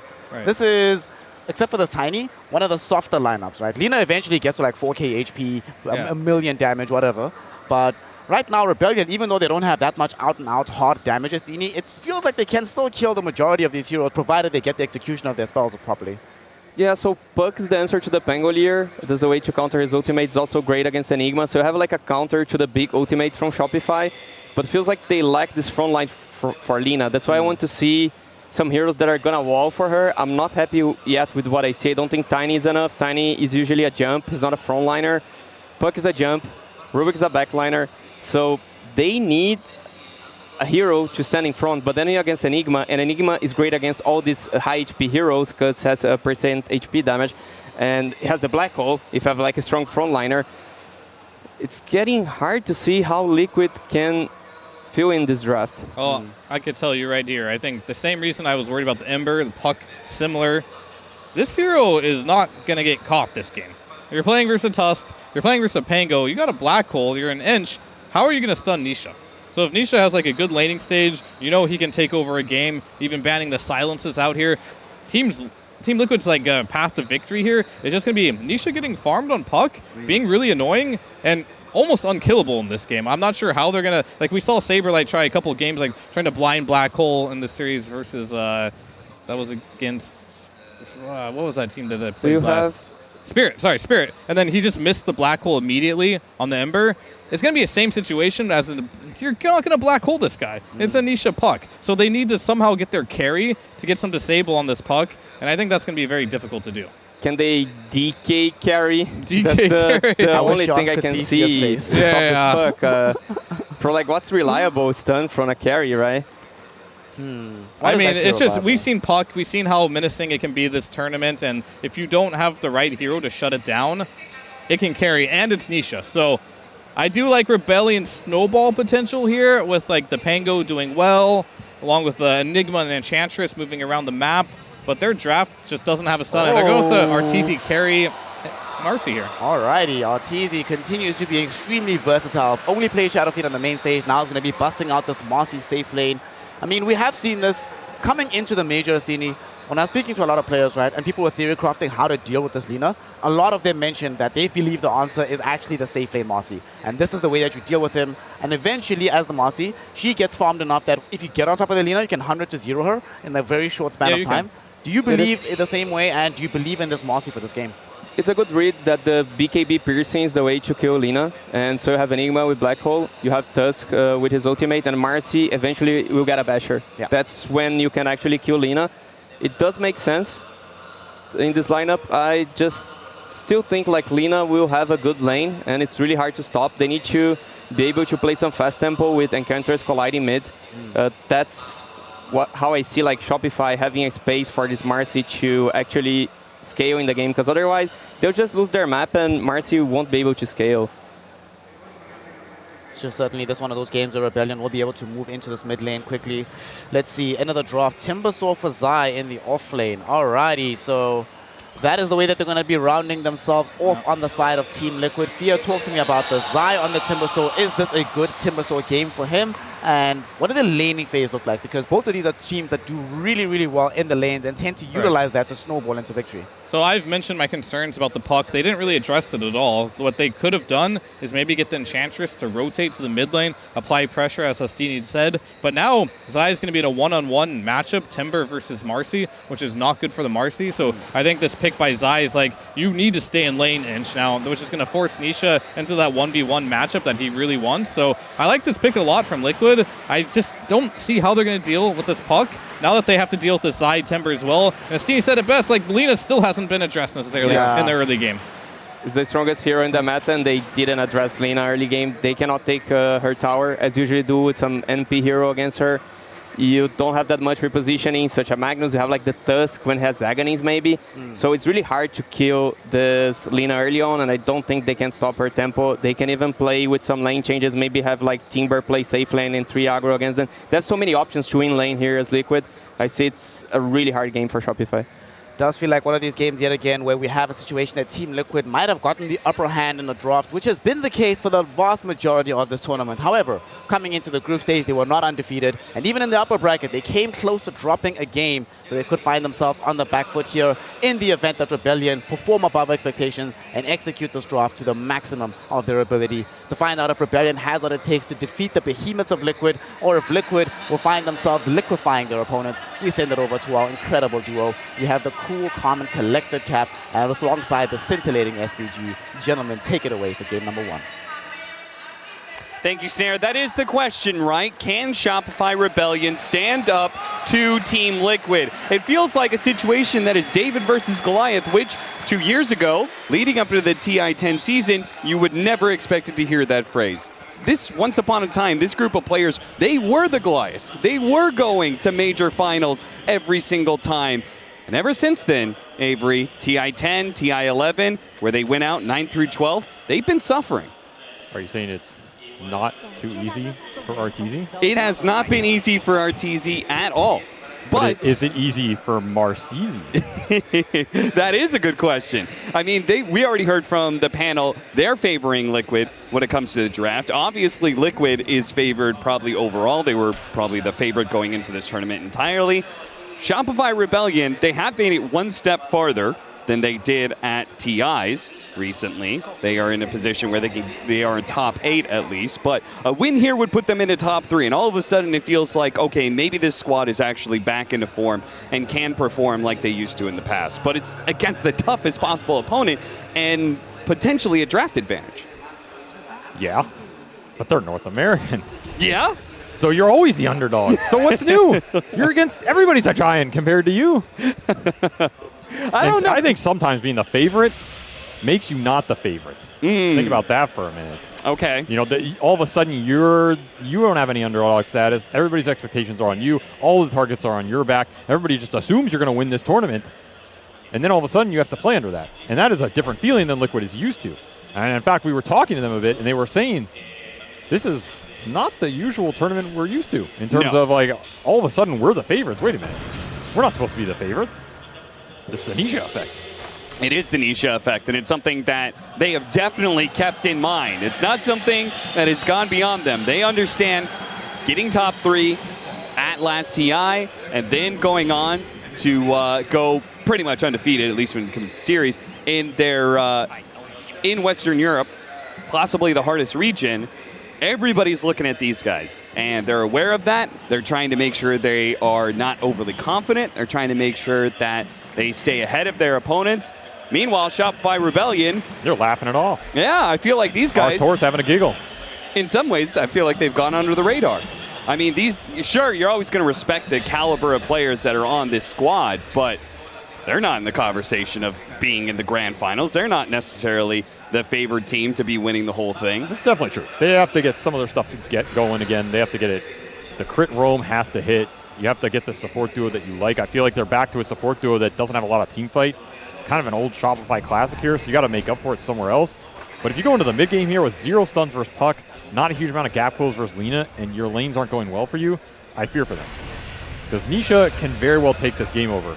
And Marcy is very powerful in the late game in terms of these carry-on-carry matchups. It is a Battle Fury hero, and we know how much Arteezy likes his Battle Fury heroes. I thought it was a matter of time before he arrived on this one. I do believe in this Marcy to carry if you get there, but it is an uphill road to get there. Because I don't think you're going to just flat out win these lanes if you're Shopify, and already they're not winning the lanes. Yeah, I mean, we've got a Timbersaw here up against a carry Marcy. That's just not going to feel good. Fly's going to do what he can with impetuses, but he seems to be already out of mana. Did he not grab a bunch of mangoes? He did. He went for a stick. Which is some extra regen, but like you said, yeah, he's pretty much out of mana. They have to play for this kill, and they really wanted it at level 2, but they're not close. Our Tor's just getting out-traded. Yeah. And this is not great for Fly. When you go this impetus build and you devote all your mana to this, you want to win the early waves hard so you build some momentum. If Timber doesn't die, you don't get first blood for your core. This lane gets out of hand between 3 and 5.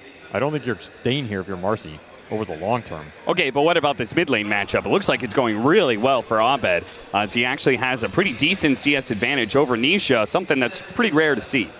And I think that's the one key factor here for Shopify in this matchup. I think a lot of Liquid's wins, I'm not going to say they come from Nisha. I think that discredits the rest of this team and what they do. Sure. But there are some wins they get just because Nisha destroys mid and the game instantly snowballs, right? And the rest of the team is so solid that if that happens, then it's just instantly game over. Abed is not going to give you a tier. This guy is arguably, in my opinion, the second best mid at this tournament in terms of going up against everybody else and not getting rolled over. He's very consistent. It's very hard to solo kill him. It's very hard to steal all the runes from him. Difficult to roam on this guy. He is one of the strongest laners in the world still. So if I'm going to pick a mid outside of maybe Quinn to go up lane-wise versus Nisha and hold his ground, I'm going to pick Abed. Sure. And I think that's something that Shopify can rely on here. As Zai, well, he's going to claim that edge. Rely on getting first blood. Liquid do manage to pick that up with Zai, killing Fly, and even getting a lot of damage on Arteezy's Marcy. So I'm worried for this lane. I'm really worried for Arteezy in this lane. I don't think the long term is going to benefit him here. If you don't get the early kills with Marcy, it gets rough in general, but especially with that committal from the Enchantress. And then it's, again, what the panel is talking about.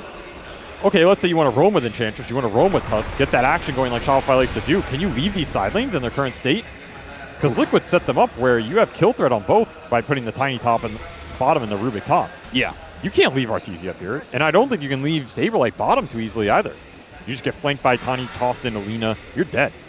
So I don't know if this roam option is that easy for Shopify unless they drag everybody into that mid-skirmish area, which is perhaps where Abed can shine. Sure. But you have to get to that point. And it might be an early uphill battle for Shopify on these side lanes. Yeah, that with Zai doing so well here in this top lane. And bottom seems to go in pretty well as they've been killing Eidolons nonstop. Maybe they haven't actually, killed the Enigma at all, but 26-6 on Mickey. They've been farming up Eidolons nonstop. An Avalanche and LSA, and then a couple of right clicks, and they just get like the full wave. So as a result, Mickey... They're out-leveling them. Yeah. This is uncommon for an Enigma lane, and you're getting pulls off too if you're Boxy. You're super happy with this. He's level 3 at 4.5 on your support in the Enigma lane. You got to start getting some of these kills going with the upper level Eidolons. Oh, yeah. And Boxy looks like they should be able to get this one. He's going to throw out the Avalanche, but Saberlight did a nice job of moving his hero down to avoid getting avalanched on top of everything These else. types of kills are really important for Shopify because, again, if you want to get that mid-roam going, you want to get the deep wards out that are going to enable Abed, rune control. All this is dependent on when those supports can leave the side lane. Oh, chasing after Amnesia. Ooh, this is so close, Abed. The dance of death. He does have some stick charges, so he's going to be fine. He also has the Orb of Corrosion now, so a big tank here, but also that Swashbuckle is going to be a lot of damage. But the Death of Zai. Oh, the Death of Zai. I wasn't expecting that to come out of my mouth, and it looks like Insania is going to take a lot of damage as well. So the Enchantress coming back with full stats was able to take it back to this Timbersaw. Mickey in a little bit of trouble. Nice snowball dodge. He's in a lot of trouble. Sticking on top of him. This tag team slowed him down so much. Really nice movement there from Crit. Staying in front of the Lina. And I think that was a call out right there. Said the tiny rotated mid to fill up the bottle. Go, go, go. Go on the Lina as soon as possible. So Shopify striking back here. I like what their supports are doing. Skewing these matchups as much as they can. Your Marcy's still going to struggle a little bit in terms of CS and staying on that lane, but that kill is huge in terms of the XP. And now you can contest these runes. This is a product of what's happening on those side lanes, getting the supports to mid, which is what Abed wants in this type of matchup. You do not want Nisha getting a free coil on him into the other way around. Now they're going to try and go in Saberlight because the supports are mid. They do manage to kill Nisha, which I think is maybe a fair trade-off for Shopify Rebellion. Well, you're super happy with that. I don't think this is a game I expected Puck to die at all, maybe. You're not playing into a lot of stuns. Yeah. And especially early with this Enchantress roam with a Porcupine. That's all you got? I guess the Acorn stronger than Nisha thought. Well, Crit was also there. And it looks like Crit has managed to get 20 wand charges. So when he comes back down to this bottom lane, he's actually kind of scary, and he's going to put that to the test here. See if he can get off the wand. He can't. Chain stun for just too long. So much for the charges. He'll come back again. Whose side are you on? I'll say even more charges, but that can't be true. Some death charges. Okay, that's a level 1 heal, so I don't think it'll be enough, but we'll see. Nisha, we'll be able to get it with the orb. Just fighting for the vision around this mid lane. They really want runes on both these playmakers. Man, every single time a support leaves one of the side lanes for a moment, somebody goes and pounces. But what an avalanche with the 2-man LSA, they finish off the Enigma. And Crit, well, with the Shard and the Eidolons, maybe he can get this kill. It's a close call, but he does manage to pick it up. And now the Eidolons blocking Boxy a little bit for just a bit of extra damage. Obviously, no kill possible here, but... Well, Crit's happy about that. Yeah, certainly. I don't know if Saberlight's too happy, but Crit will take that XP. He's almost level 5 on this Tusk. And that could potentially be a big deal in this game if you're looking at the single target burst that is going to maybe kill this frontline Timber, who is their only frontline, right? Zai staying alive in these early fights is going to be really important. If you have the burst to take him down off, maybe some extra Tusk damage from spells or tag team, higher levels on Abed, that's going to be the key here. Oh, a regen. That would be so big for Nisha if he can hold on to it here. Phase Shift is going to be able to dodge one of them. And he has an orb as well. He's going to jump over to him with the snowball. Sticks on top of him. Abed does manage to hit him with a follow-up. Oh, Nisha just 2 deaths in this early game?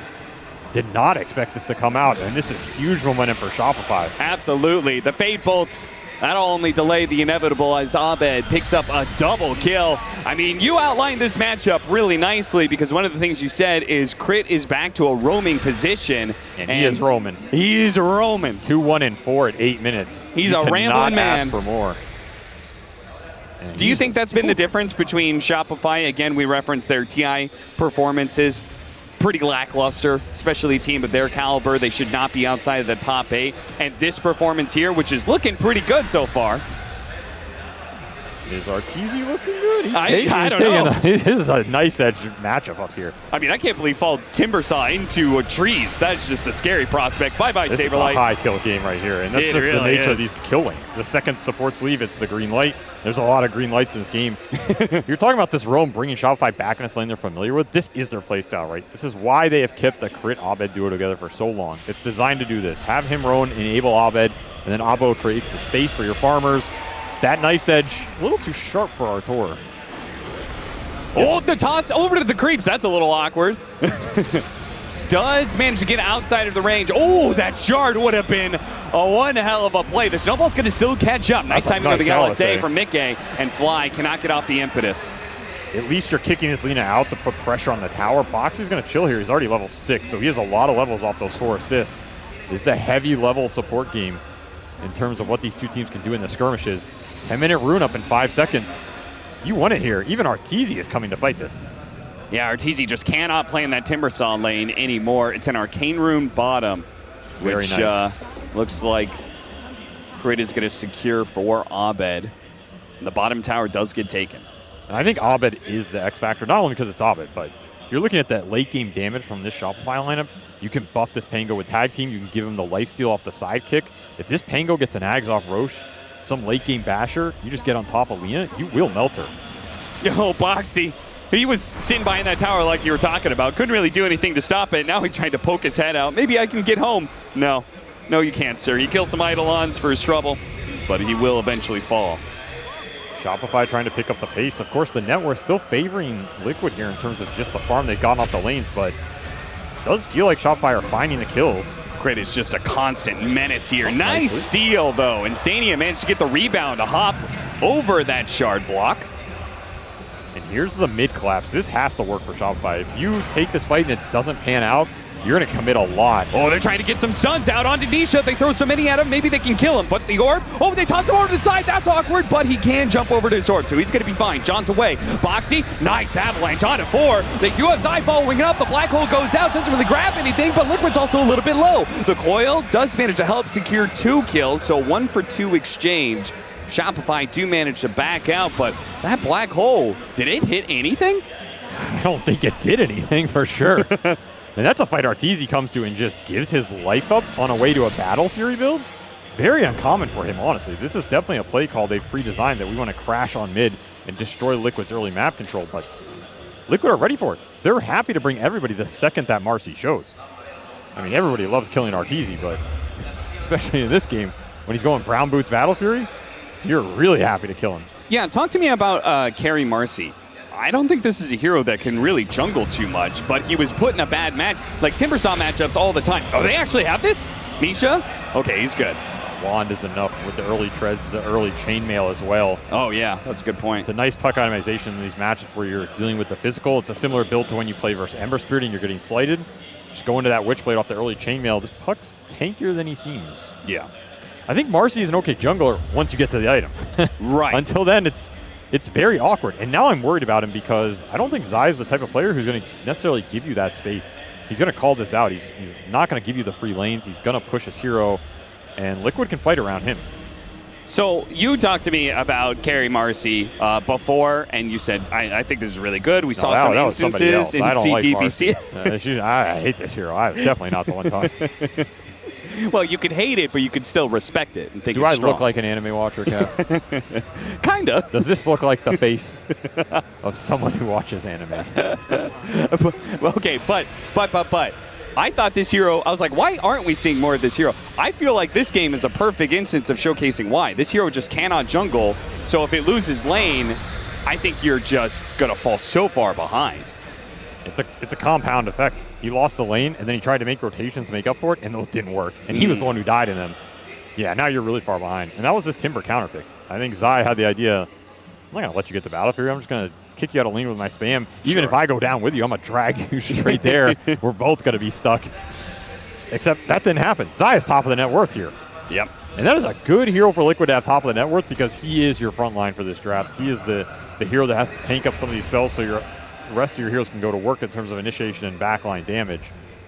He is getting tanky, and he's getting past that threshold where can you burst him if you're Shopify? Or you just have to ignore him. I mean, Fly's up here, but there's no play options here. This is just a high five equivalent. Yeah, pretty much. In some ways, his right clicks are just healing the Timbersaw. This game slowed down a lot for Shopify in the last few minutes. You got to look at what item is going to let them skirmish back in this game. You're going Pipe first on Saberlight.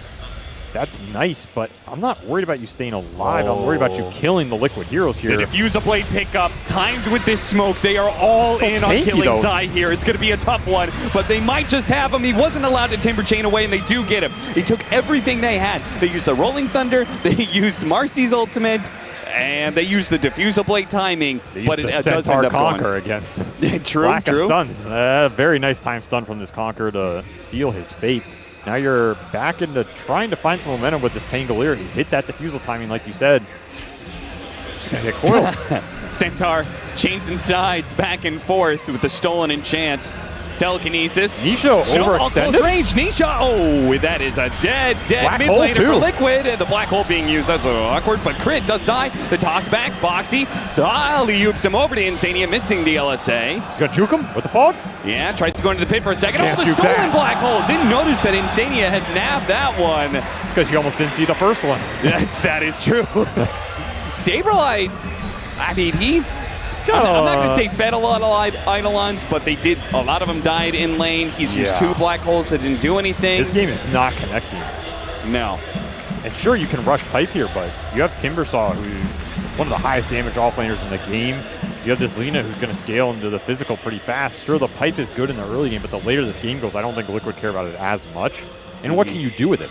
I feel like this pipe on Enigma is only as good as you can force the issue to Shopify, which to me is Roshan, or the tier 1 mid. That tier 1 mid does not seem like an easy fight, especially when you don't have Black Hole. And Roshan is on the menu here for a Marcy Pango lineup, but again, your cores are behind. I don't think you can just force the pit when Nisha can throw an orb. You can throw a Fade Bolt in there. This Tiny Blink is coming quicker than you think, especially if you give up your carry on the side lane. Zai has had Arteezy's number. We saw him looking over in the booth earlier while they were drafting. Yep. Might have psyched this guy out. Maybe. They've got a close relationship. One's teammates. Maybe too close. He can read his mind. Yeah, it does seem like it. Knows exactly what Artur is up to. At least Shopify do manage to get something in return, though. They take the mid tower, evening out the map state a little bit more. That's nice. And the support gold is pretty even. Crit had that really good early roaming, so you are going to get this blink on Crit around the same time Boxy's going to get it, which is nice here because you don't want to fall too far behind in terms of initiation power, especially when I would argue the Tinies is way stronger at this point in time with the tossback disruption. Saberlight's trying to farm aggressively, and you can see Liquid do not want to give them the space here. He will be rebuked.